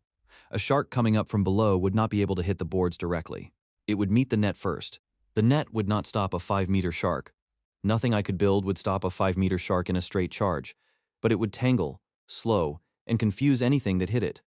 It would take away the shark's number one weapon, which was the speed and surprise of an attack from below. I extended the net around to the southern side on the third day. By the morning of the fourth day, it covered every side of the raft, except the small section at the eastern stern, where I left a gap for fishing. I built the doubled hull on the third day, in between net sections. The principle was the same as the perimeter defense. Instead of one layer of boards making up the side of the raft, I added a second layer on the outside, lashed and nailed flush against the first. The two layers together made the side of the raft almost twice as thick. A bite that would have shattered single planks would only crack the outer layer of doubled ones. I did the doubled hull all the way around. By the end of the third day, the raft was visibly different. Squatter, heavier, sitting lower in the water by a few centimeters from the added weight, but solid in a way it had never been before. I started on the harpoon on the fourth morning. I had been planning it from the beginning. The fishing rod was for fish. The hammer was for crafting. The knife was for small work. None of these were weapons against something the size of a man, let alone something the size of a small whale. I needed reach. I needed a point that could pierce. I needed a way to retrieve whatever I threw. I picked the longest, straightest pole I had, a piece of mast about 2.5 meters long, smooth and dense from years in the salt. I sharpened one end of the mast to a rough point with the knife. Then I lashed an iron stake to the pointed end, so the metal extended the reach by another 20 centimeters. The stake was the sharpest piece of metal I had, a piece I'd hammered into a long needle shape across 2 evenings of patient work, and it sat seated in a notch I'd cut into the mast, bound tight with 3 turns of doubled rope and then sealed with a smear of fish oil-soaked cloth that I let dry hard. I tied a length of the strongest rope I had to the back end of the mast. The other end of the rope I anchored to the base of the kitchen platform, the most solid structure on the raft. The idea was, throw the harpoon, hold the line, never lose the harpoon. Let the raft itself be the anchor. I made a second harpoon by the end of that day. Shorter, lighter, but with the same principle. A backup. I would not be making the same mistake I had made with the fishing rod on day 3, losing my only weapon to a single bad moment. I rebuilt the greenhouse on the 5th day. I built it on the southern side this time, away from the corner that had been broken, and I built it smaller, 1.5 meters by 1 meter lower, sturdier, lashed directly into the doubled hull instead of standing free on the deck. I had only a few seed packets left. Most of what I'd planted before was gone with the original greenhouse. But I still had cucumbers and beans, and 1 packet of spinach, and 3 of the dried potatoes that had survived because I'd stored them separately near the kitchen. I planted them carefully. I rebuilt the drip irrigation. I added a second small desalinator to feed the new greenhouse, and a third one beside it to replace the water capacity I had lost. By the time I was done, the raft had 3 desalinators running in parallel. About 1.5 liters of fresh water per day. More than I needed to drink, enough to grow things on the side. I rebuilt the smoking rack and reorganized what was left of my smoked fish. I rebuilt the kitchen properly. I built a low railing along the inside edge of the raft, the side facing the deck, not the side facing the water, so that if I slipped on a wet plank, I would have something to grab before I went over. A small thing. The kind of thing I should have built weeks ago. It would have saved me on the night of the attack. By the morning of the 6th day, the raft was finished, or as finished as it was going to get. I stood at the kitchen platform and looked at it. It was not the fragile floating home I had built before. It was a fortress. A small, ugly wooden fortress with a doubled hull and a perimeter of stakes and a curtain of net hanging into the water all around it. It had a rebuilt greenhouse on the south side, 3 desalinators on the east, a smoking rack heavy with fish, a real bed under a real shelter, 2 harpoons leaning against the mast, and a fire burning low in the hearth. It was the home of someone who had decided not to die. The companions had been working with me the whole time. Aoshi had not left the raft once in those 6 days, not for any length of time anyway. He surfaced every few minutes during the day, checking on me, sometimes nudging the hull with his nose, as if to test the new construction. I started to read his sounds. 1 short click meant, "I'm here." A series of 3 or 4 clicks meant, "Come and look." A long, low whistle meant something is nearby. A sharper whistle, higher pitched, meant something is nearby, and you should pay attention. Twice during those 6 days he made the sharper whistle, and both times when I looked into the water I could see a small shark, one of the 1.5 meter kind from the first week, turning away from the raft and heading back into deeper water. Aoshi was driving them off. I was not sure how. I think his presence alone was enough for the smaller ones. Dolphins are predators too, in their way. And a healthy adult bottlenose with a body full of muscle is not something a juvenile shark wants to fight over a piece of debris. He started bringing me fish. Not many. 2 on the 3rd day, 1 on the 4th, 3 on the 5th. But they were big fish. Bigger than anything I could catch with my line. He would surface near the raft with a fish in his mouth, drop it onto the boards from a few centimeters above the water, and then back away and watch me retrieve it. The first time he did it, I just stood there staring. I had no idea why he was doing it. Then I picked up the fish, said thank you, and gutted it for dinner. After that, he kept doing it. I did not understand it. I still don't understand it. Maybe he was hunting for himself and bringing me the surplus. Maybe he had decided I was a member of his pod and members of a pod share food. Maybe he was just lonely. I don't know. I know that on the 4th night I cooked the fish he had brought me and I ate half and gave the other half back to him over the side of the raft, and he took it from my hand without hesitation. Kame was the heir. She left at sunrise every morning and was gone for 2 or 3 hours. She came back with information. I learned to read her too, the way she circled when she'd found something worth showing me, the way she stayed low when something dangerous was nearby, the way she perched on the greenhouse roof and rasped a particular long complaint when she'd seen no debris worth chasing. On the 4th morning, she came back from the south excited. She circled the raft 3 times and then flew off again, slowly enough that I could see what direction she was going. South-southwest. I climbed onto the raised sleeping platform and looked. Half a kilometer away, there was a clear patch of debris on the water. I could just see it as a darker line against the morning swell. I rigged the new paddle. I had built one on the 3rd day, sturdier than the first, and worked the raft slowly toward the patch with Kame circling overhead. It took most of the day. The raft moved like a wet log now, much heavier than before, and I had to row in shifts because my arms gave out every 20 minutes. Aoshi swam alongside the whole way, sometimes pushing the back of the raft with his nose to help. I could feel him doing it. The raft moved a little faster when he was pushing. We reached the debris field by late afternoon. I dragged in everything I could. More planks, a chunk of metal grating larger than the first one, 2 more barrels, a coil of thicker rope than anything I had, a long section of canvas in surprisingly good condition, several smaller bits of wood and rope and broken plastic. And then, on one of the last hauls, Aoshi came up beside the raft, pushing something with his nose. It wasn't food. It wasn't a piece of debris I could use for building. It was small enough that he had it balanced carefully against the side of his face, and when he nudged it up against the boards and let it go, I had to lean down with my hand to pick it up before it sank. It was a piece of metal, about the size of my palm, roughly rectangular but slightly curved, as if it had been part of something larger. The metal was a strange grayish color, smoother than steel, lighter than I expected when I lifted it. It was not rusted. It had been in the salt water for who knows how long, and it was not rusted. I turned it over in my hands. There was an engraving on one side. I held it up to catch the late afternoon sun and looked at it carefully. The engraving was a series of marks, lines and curves arranged in a pattern that was clearly deliberate. Not random scratches, not damage, but a script. Symbols. Writing. I looked at it for a long time. It wasn't Japanese. I would have recognized any kanji or any kana instantly, even worn ones. It wasn't English, the letters of the Latin alphabet were not there. It wasn't Chinese, it wasn't Korean. It wasn't any system I had ever seen on a sign or in a book, or on a website in 28 years of being a literate person on the planet Earth. But it was writing. I knew it was writing because of the way the marks were grouped. Short clusters separated by tiny spaces, the way words separate in a sentence. There was rhythm, there was structure, there was meaning. If you knew how to read it, I had never seen this language before in my life. I sat down on the kitchen platform with the metal piece in my hand, and I stared at it as the sun went down over the water. Aoshi was clicking softly in the water beside the raft. Kame was on the greenhouse roof, watching me with one tilted eye like she was waiting for me to understand something. I understood it slowly. Someone had made this metal piece. Someone with hands. Someone who knew how to refine metal into something better than rust, and shape it into something smooth, and engrave a written language on its surface. Someone who had made this object and then either lost it or thrown it away, or died holding it. And the ocean had carried it through who knows how many days or weeks or years until a dolphin had brought it to me. I was not the first person here. I had been so deep in the work of staying alive, so completely consumed by water and food and shelter and sharks, that I had stopped asking the obvious question. Not how do I survive, But who else has survived? I had been thinking of this world as empty, as a vast ocean with only me and my raft and the things that wanted to eat me. But the world was not empty.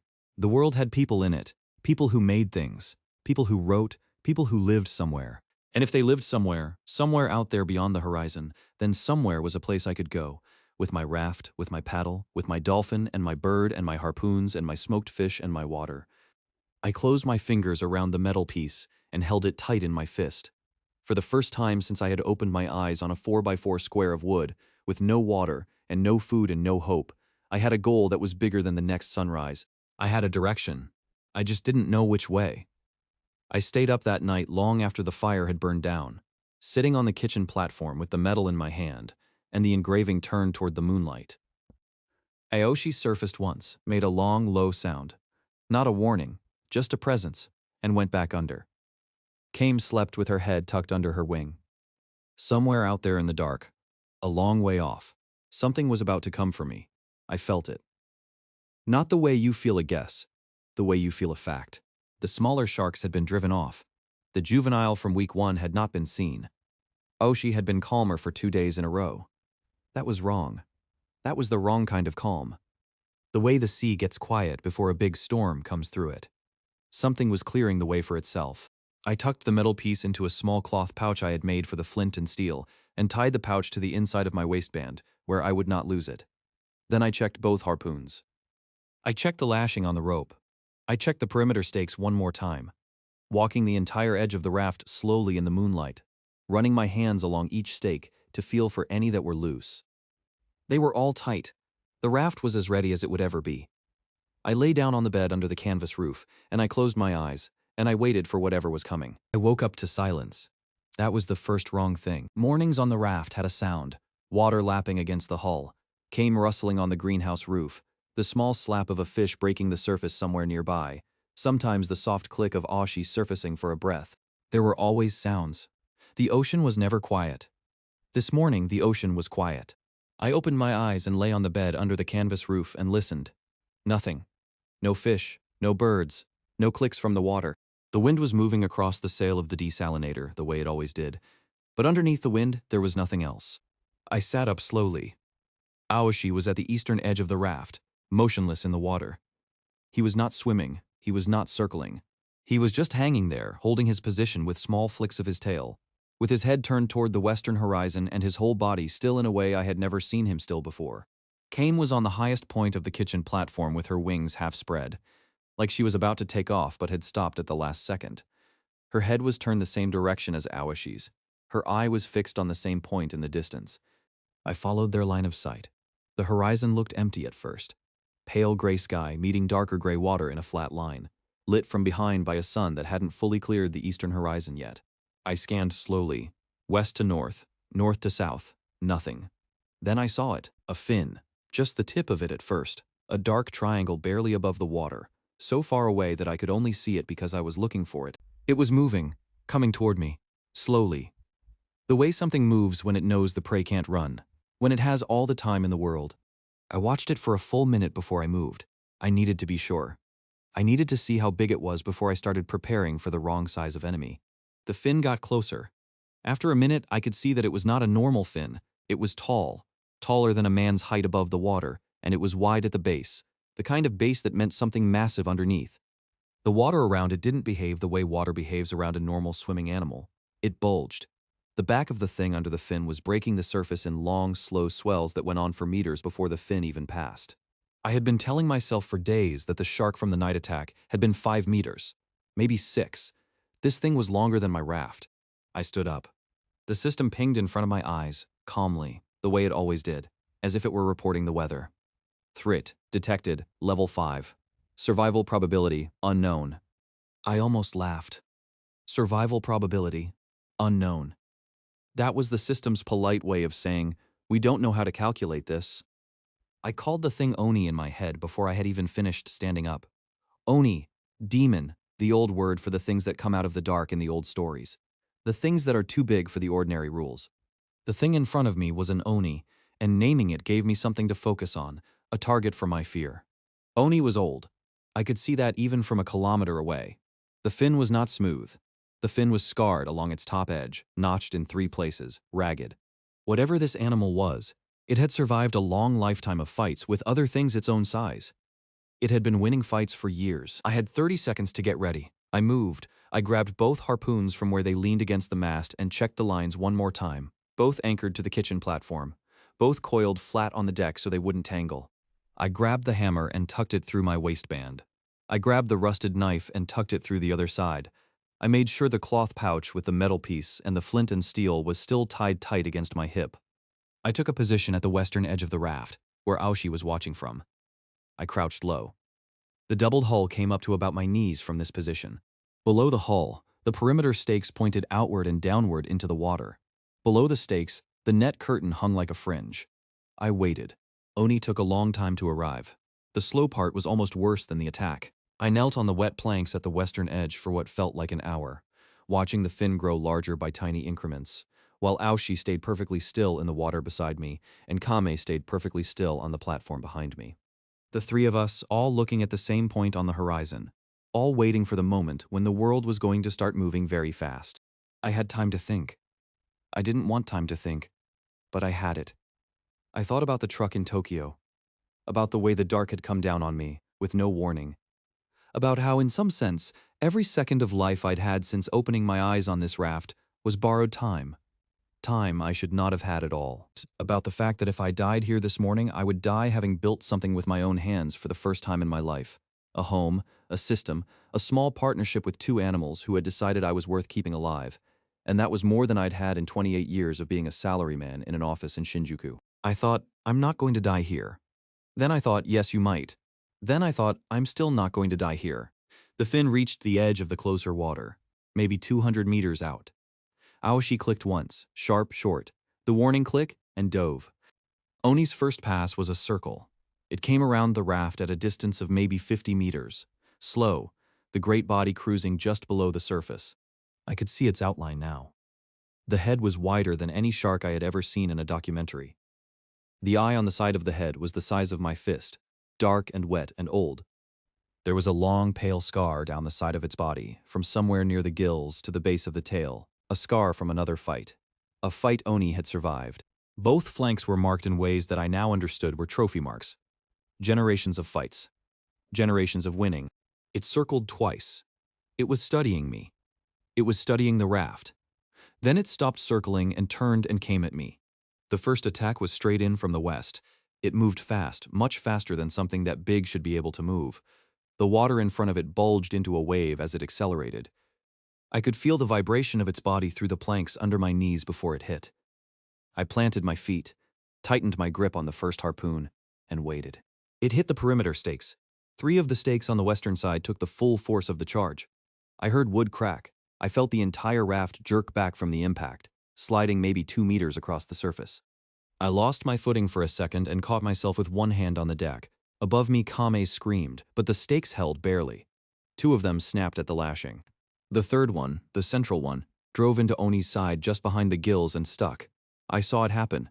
I saw the wood disappear into the great gray flank and dark fluid bloom into the water around the wound. Oni twisted away, the stake stayed in. Oni made a sound, not a roar. Sharks can't roar, but a low rumbling thump that I felt through the water and the planks. The sound of an animal in pain, made by a body big enough to broadcast pain physically. It pulled back maybe 20 meters, circled. The stake was still in its side, dark fluid trailing behind it now in the water. Then it dove. I knew what it was going to do. I had been afraid of this from the moment I'd seen its size. It was going to come up from below. I scrambled to the center of the raft and braced. I gripped the harpoon in both hands and held it ready. Aoshi was somewhere down there too. I knew he had dived the moment Oni had charged, and I hadn't seen him since. I had to trust him. There was nothing else to do. The hit came up under the southern edge. It was massive. The whole raft heaved up and twisted. The southern side rose almost a meter out of the water and slammed back down. I went sprawling. The harpoon flew out of my hand and clattered across the deck. The smoking rack tipped and came apart. Kame screamed again somewhere and took off into the air, beating her wings hard. I rolled to my hands and knees and looked over the southern edge. The net. Oni had hit the net. The mesh had wrapped around its head and one of its front fins. And now Oni was thrashing in the water, with the net dragging at it. Not enough to stop it, not nearly, but enough to confuse it, enough to make its movements clumsy. The dark fluid from the stake wound was clouding the water around it. Its body was so long that I could see most of it from above, gray and pale-bellied and twisting. Aoshi came in from the side.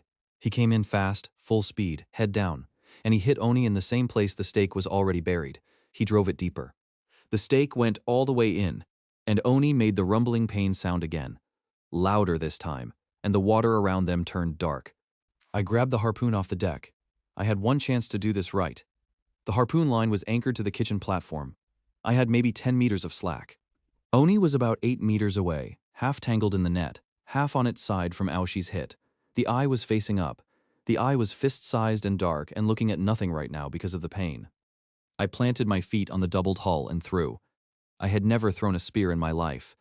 I had no technique. I had only the certainty that this was the only chance I was going to get. I put every gram of strength I had into the throw and watched the harpoon sail in a flat arc across the water and come down on Oni's body just behind the eye, in the side of its head. The iron point sank in. It did not bounce. It did not slide. The angle was right, and the bone was thin in that spot, and the harpoon went in, and the line went taut, and the kitchen platform behind me shuddered as the rope took the strain of all that weight. Oni convulsed. It thrashed sideways with a force that nearly tore the kitchen platform out of the raft. The rope sang. The platform creaked. I grabbed the rope with both hands to take some of the strain off the anchor, and the rope burned through my palms in a single second, leaving 2 red lines across both hands. I let go and grabbed the second harpoon instead. Above me, Kame came down out of the sky like a thrown rock. She hit Oni's good eye. She had been waiting for it. She had been circling above us the whole time with that one ruined wing flapping faster than I had ever seen it flap. And she had been watching, and she had seen the moment Oni's head turned upward, and she had come down on it from the air. She hit the eye with her beak, the shark's other eye. Oni went blind. I want to be careful here because I was watching this happen and I'm still not completely sure what I saw. The eye was very large. Kame's beak was very sharp. There was a sudden cloud in the water around Oni's head, not the dark wound fluid this time, but something cloudier, paler, and Oni's body started moving in a different way after that. Not toward the raft anymore, not toward Aoshi, not toward anything specific. It was thrashing in all directions at once, sweeping with its great tail at empty water, snapping its jaws at nothing. It was blind. Aoshi understood before I did. He came up on the western side of the thrashing Oni, and he made a series of clicks and whistles that I had never heard him make before. Fast, urgent, almost like commands, and then he started pushing. He pushed Oni toward the southern stakes. He used his head and his whole body and the natural drift of the current, and he steered the blind shark toward the side of the raft where the perimeter defense was thickest. Oni did not know what was happening. Oni was thrashing and snapping, and the pain was overwhelming all of its other senses, and it followed the only solid thing it could feel against its body, which was Aoshi pushing from the side. I saw what was happening, and I scrambled for the second harpoon and ran across the deck to the southern edge. Oni hit the southern stakes with most of its body length. 6 stakes drove into its flank. Some of them broke. 3 of them held. The body twisted against the doubled hull, and the raft tipped sideways from the force and water came over the southern edge in a wash that drenched me to the chest. I leaned out over the edge with the second harpoon in both hands, and I looked down at the great gray head twisting in the foam below me, and I picked the spot where I thought the brain was. Guessing. Just guessing. Working from the half-remembered diagrams of shark anatomy I had seen on the internet years ago, and I drove the second harpoon down with everything I had left. The point went in behind the head, where the spine would be in any creature with a spine. Oni went still. Not all at once. There was a long shudder that ran the entire length of its body. From the head where my second harpoon was buried, to the tip of the great tail, the thrashing slowed. The jaws kept moving, but slower. The body sagged in the water against the southern stakes. Then it stopped. The whole ocean was quiet. I was breathing very hard and I could hear it. I could hear Aoshi clicking softly in the water. I could hear Kame's wings as she landed back on the kitchen platform with a small clumsy thump. I could hear the water lapping against the raft, normal water sounds, regular water sounds, the kind of sounds you hear when nothing is trying to kill you anymore. I sat down on the wet deck. I sat there for a long time. When I looked up again, the sun was higher than it had been when this started. Maybe an hour had passed. Maybe 2. I had no real sense of how long the fight had taken. The body of Oni was still pinned against the southern side of the raft, lashed there now by my own harpoon ropes and by the perimeter stakes that had not broken, and by the net that was still wrapped around its head and front fins.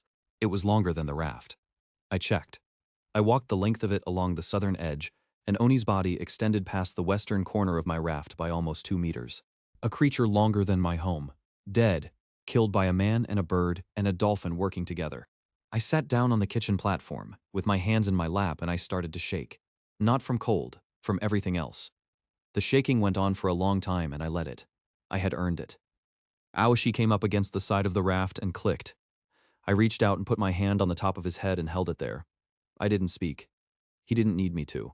He stayed at the edge of the raft for a long time. Breathing slowly through the blowhole, I could see clearly now in the morning light, the side of his body rising and falling against the doubled hull. Kame hopped over to me and made a soft rasp that I had never heard before. Not the complaining rasp, a different one, a quieter one. She bumped her head against my leg. I stroked her good wing. She let me. The three of us stayed like that in silence for a long time.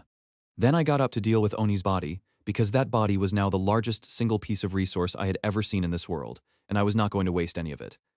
I started cutting that afternoon. The skin came off in strips with the rusted knife. The skin was tough, much tougher than fish skin, and thicker, and patterned with small abrasive scales that made it feel like sandpaper under my hand. I cut a strip almost 2 meters long off one flank and laid it out on the deck to dry. It would make sail material, better sail material than anything I had. Strong, salt-resistant, tear-resistant. The system pinged. Recipe unlocked. Reinforced sail. Recipe unlocked. Tow clothing. The meat came out in dark red slabs. So much of it that I had no way to process it all in one day. I cut the best of it, the meat from the back near the spine, into long thin strips and started laying them out on the rebuilt smoking rack. I salted some of it with the salt scraped from the inside of the desalinator bowls. The rest of the meat I cut into chunks and packed into a barrel I had cleaned out for storage. There was enough meat in Oni's body to feed me for months. The teeth I pulled with the rusted knife and the hammer, prying them out of the great jaw one at a time. Each one was as long as my thumb. Sharper than anything I owned.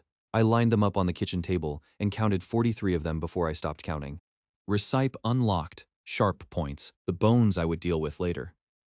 They were going to be tools and structural elements and weapons and frames for things I had not even thought of yet. The liver was the prize.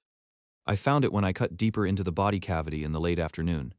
The liver of a shark this size was enormous, bigger than my torso, dark and dense and dripping with oil. I cut it out in pieces and rendered it down in a pot over the fire that evening. Pure shark liver oil came out of the rendering, a slow trickle of dark golden fluid that I caught in a clean container. Recipe unlocked. Oil lamp. Recipe unlocked. Soap. I would have light at night now. I would be able to wash properly. 2 more pieces of being a person. I worked until the sun went down. Then I lit a small piece of cloth in a clay dish I'd made from broken pottery, soaked with the new oil, and I had a working oil lamp by full dark. The lamp lit up the kitchen platform and the table, and Kame's sleeping spot and the edge of the bed in the next zone over. Soft, warm light.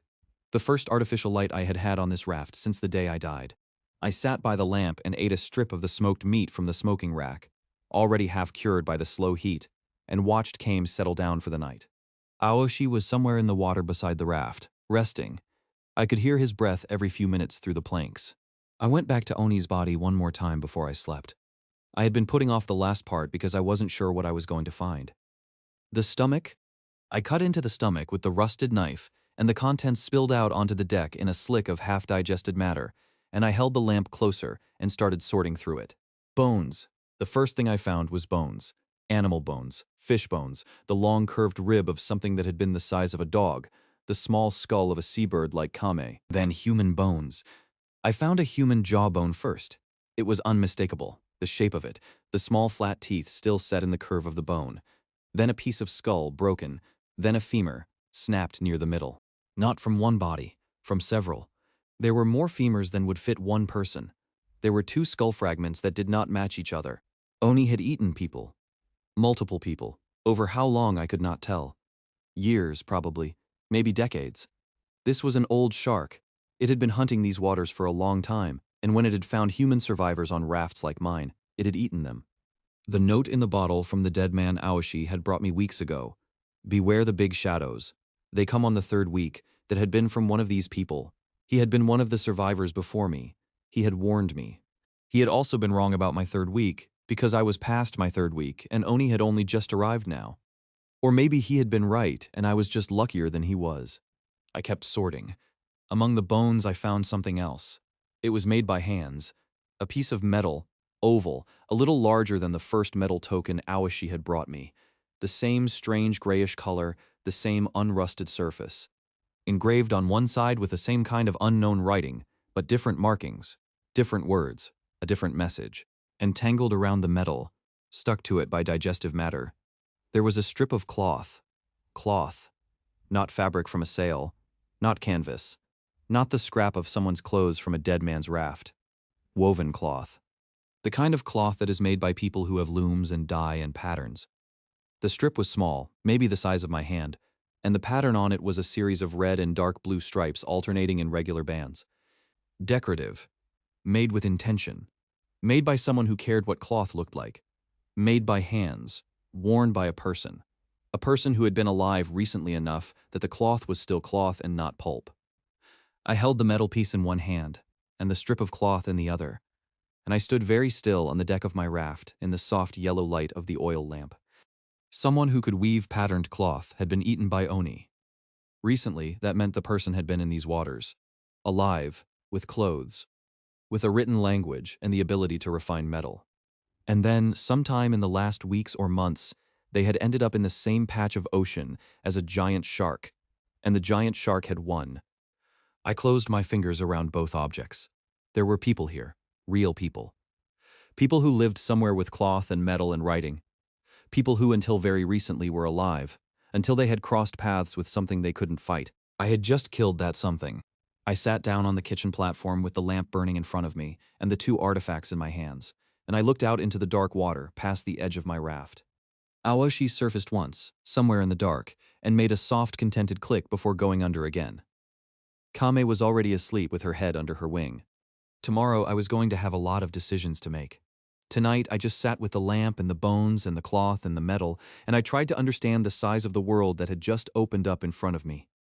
I woke up the next morning to a different world. I knew it before I opened my eyes. I could feel it in the way my body lay on the bed, not braced, not curled, just lying. The constant low hum of fear that had been running under everything for weeks was gone. I could feel its absence the way you feel the absence of a noise you'd stopped hearing because it was always there. I sat up slowly. Every muscle in my body hurt. My palms were two raw red lines from where the rope had burned them yesterday. My right shoulder had a deep ache from the harpoon throw. I had a cut on my forehead I didn't remember getting. I didn't care about any of it. Oni's body was still lashed to the southern side of the raft. In the morning light it looked smaller than it had yesterday. Not because it had shrunk, but because yesterday it had been a god of the deep coming for me. And now it was meat and bone and material, and a story I could tell. The dead are always smaller than the living. I went to the shower first. I had rebuilt the shower on the southern corner during the rebuilding week. The tank above was almost full from the new desalinator.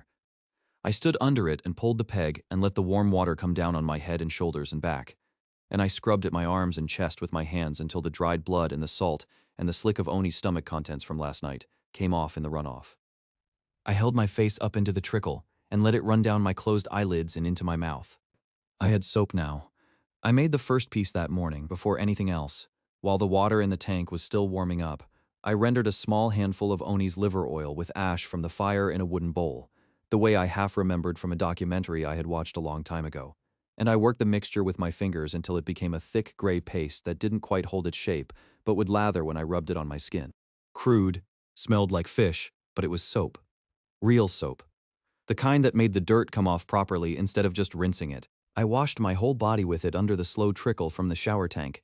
When I stepped out from under the shower, I was cleaner than I had been since the truck. My skin was still raw and weather-beaten, and my hair was a mess, and I was thinner than I had been in my old life. I had lost weight on this raft, fish and bean sprouts not being the diet I had grown up on, but I was clean. Kame was sunning herself on the greenhouse roof.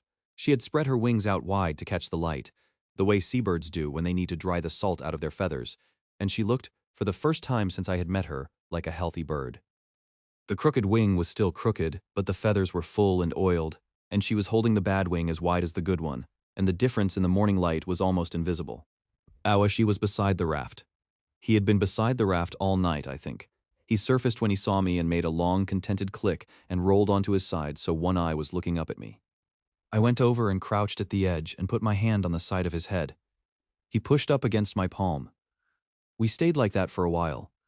I made breakfast at the kitchen table. Smoked oni meat, the strips from yesterday were properly cured now after a night on the rack, and a small bowl of beans from the new greenhouse, the first beans I had managed to grow to harvest since the seed barrel. I ate sitting on my stool at the table with Kame on the other end of the table eating her share of the meat and Aoshi clicking softly in the water below me. It was the best meal of my life. I am not exaggerating. There has never been a meal in my life, including any of the meals I ever ate in my old life with my mother and father in Yokohama, or any of the dinners I had with friends in Shinjuku after work, or any of the rare times I had gone to a real restaurant for something special, that came close to that simple breakfast on the deck of my raft on the morning after I killed the demon of the deep. I sat at the table for a long time after I had finished eating. I was thinking about something the way you think about something when you have not yet decided to admit you are thinking about it. I was thinking about the metal piece and the strip of cloth. I had laid them both out on the kitchen table beside my food. The two metal tokens, the one Aoshi had brought me and the one from Oni's stomach, were sitting side by side. The strip of woven cloth, with its red and dark blue stripes, was folded next to them. I was thinking about what the day looked like from here. I had a fortress. I had food that would last me for months. I had 3 working desalinators making more water than I needed. I had a bird who could fly and a dolphin who could swim, and a relationship with both of them that had now been tested by combat and held. I had a small new garden that was producing actual food. I had soap. I had a lamp that would burn through the night. I had 2 harpoons and a hammer, and a knife, and 43 teeth from the largest predator in these waters, ready to be turned into points and tools. I could stay here. I could stay here on this raft for a long time. Maybe forever. Fish in the morning, garden in the afternoon, sleep with the lamp burning low. Aoshi would keep the smaller sharks away. Kame would scout for debris. The desalinators would keep making water as long as the sun kept rising. I had built a life that was sustainable in a way my old salaryman life had never been sustainable. I had built something that worked. I could stay. But I knew I wasn't going to. I had known I wasn't going to from the moment I had picked up the metal token from Oni's stomach last night. Maybe even from the moment Aoshi had brought me the first one. The decision had been made days ago in some quiet part of me that I hadn't yet talked to. The world had people in it. People who made things. People who wove cloth in patterns. People who had a written language I had never seen.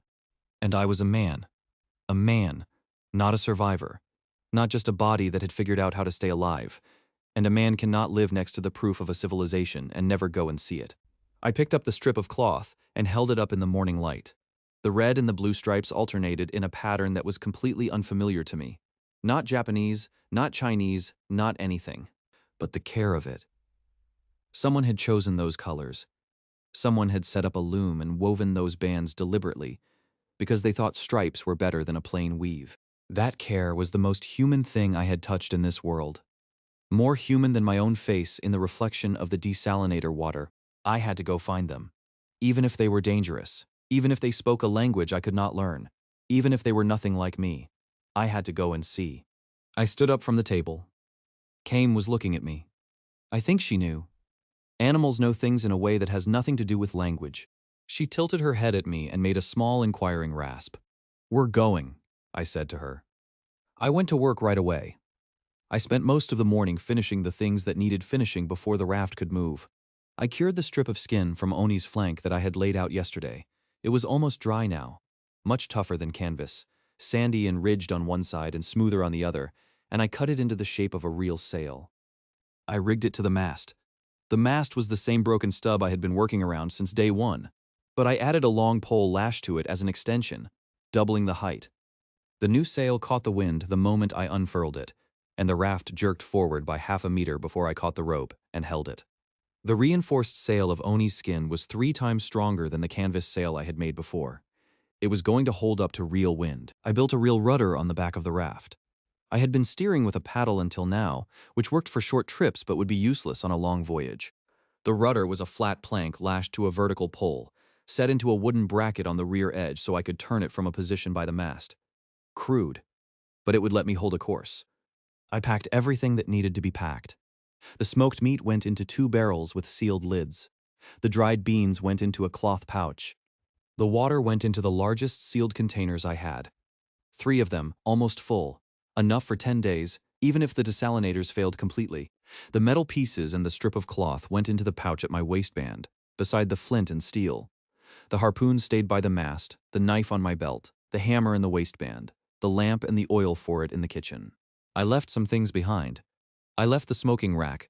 I would build another one. I left the bigger of the 2 desalinators, the one that was lashed solidly to the deck and would be hard to rebuild if I broke it taking it apart. I left some of the heaviest building material I had been hoarding, the iron rings and the bigger metal pieces, because I needed the raft to be lighter for travel. It was strange to leave things behind. They had cost me weeks of work each, but the raft was the home, not the things in it, and the raft was coming with me. By mid-morning, everything was ready. Then I waited for Kame. I sent her up. It wasn't a complicated thing. I just stood on the kitchen platform and looked at her and pointed up at the sky and made the small gesture I had been making for the last week when I wanted her to scout. She rasped at me once, the "I'm tired and I just woke up" rasp. And then she launched herself into the air with a hard double flap of her wings and climbed. She climbed higher than I had ever seen her climb. I think she understood the importance. I think she had been watching me pack, and she knew this morning was different from the other mornings. She went up and up until she was a small dark mark against the pale blue, and then she leveled out and started flying in a wide, slow circle around the raft. Bigger than her usual scouting circle, much bigger. She was looking far. She circled for almost an hour. I sat on the kitchen platform with my hands shading my eyes, and I watched her, and Aoshi watched her too. He was floating beside the raft on his side with one eye out of the water, tracking her against the sky.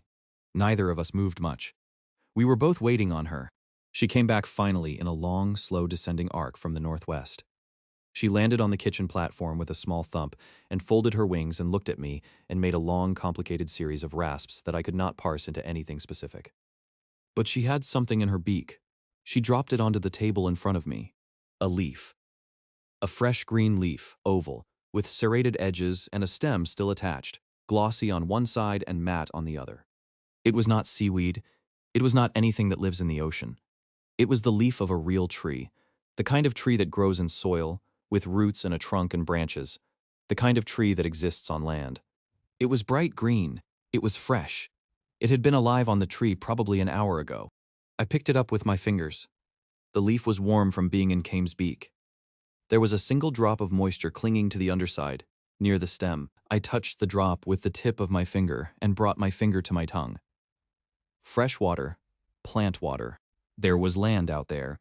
There was land out there, and Kame had flown to it and back inside an hour, which meant it could not be more than 15 kilometers away, maybe 20. Within a day's journey under sail, within reach of one good day of travel for a raft like mine.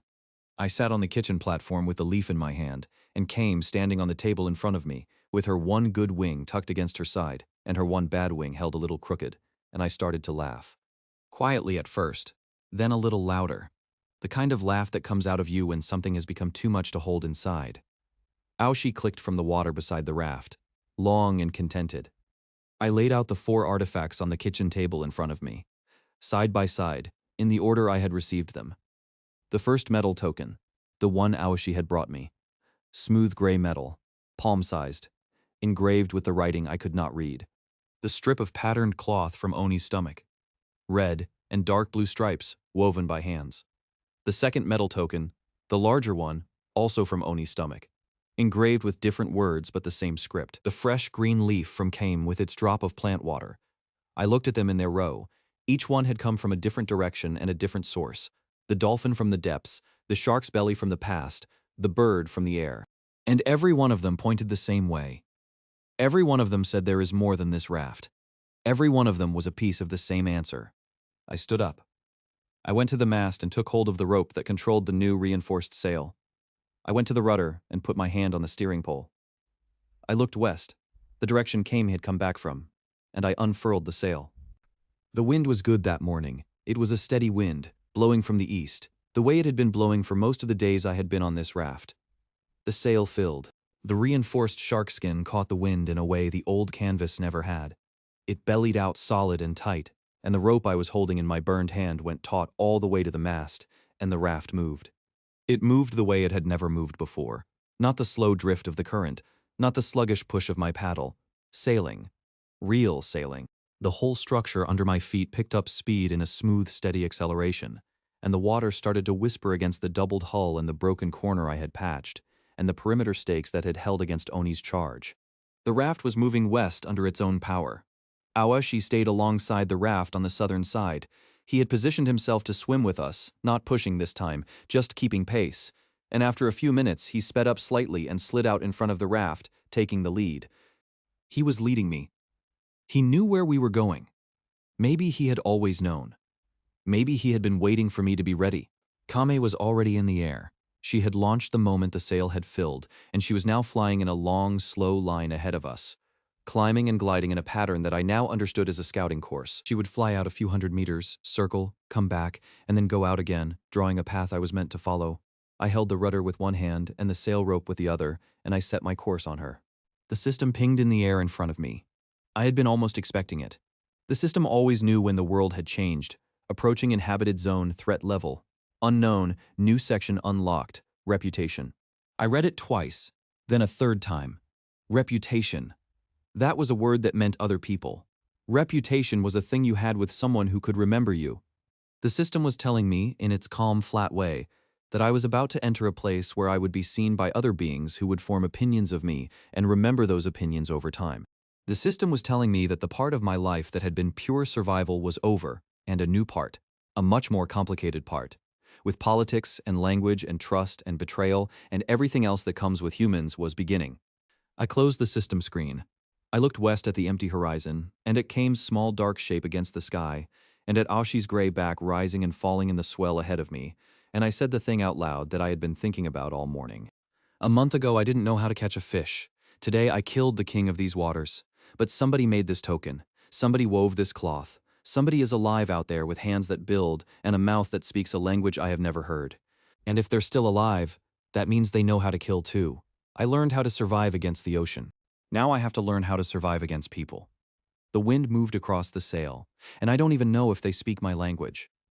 I stood at the rudder of my raft as the sun climbed higher, with my bird scouting the sky in front of me, and my dolphin leading me through the water, and I sailed west toward the place where the leaf had grown, and the place where the cloth had been woven, and the place where, somewhere, a person was waking up this morning who did not yet know that I existed. I would meet them soon.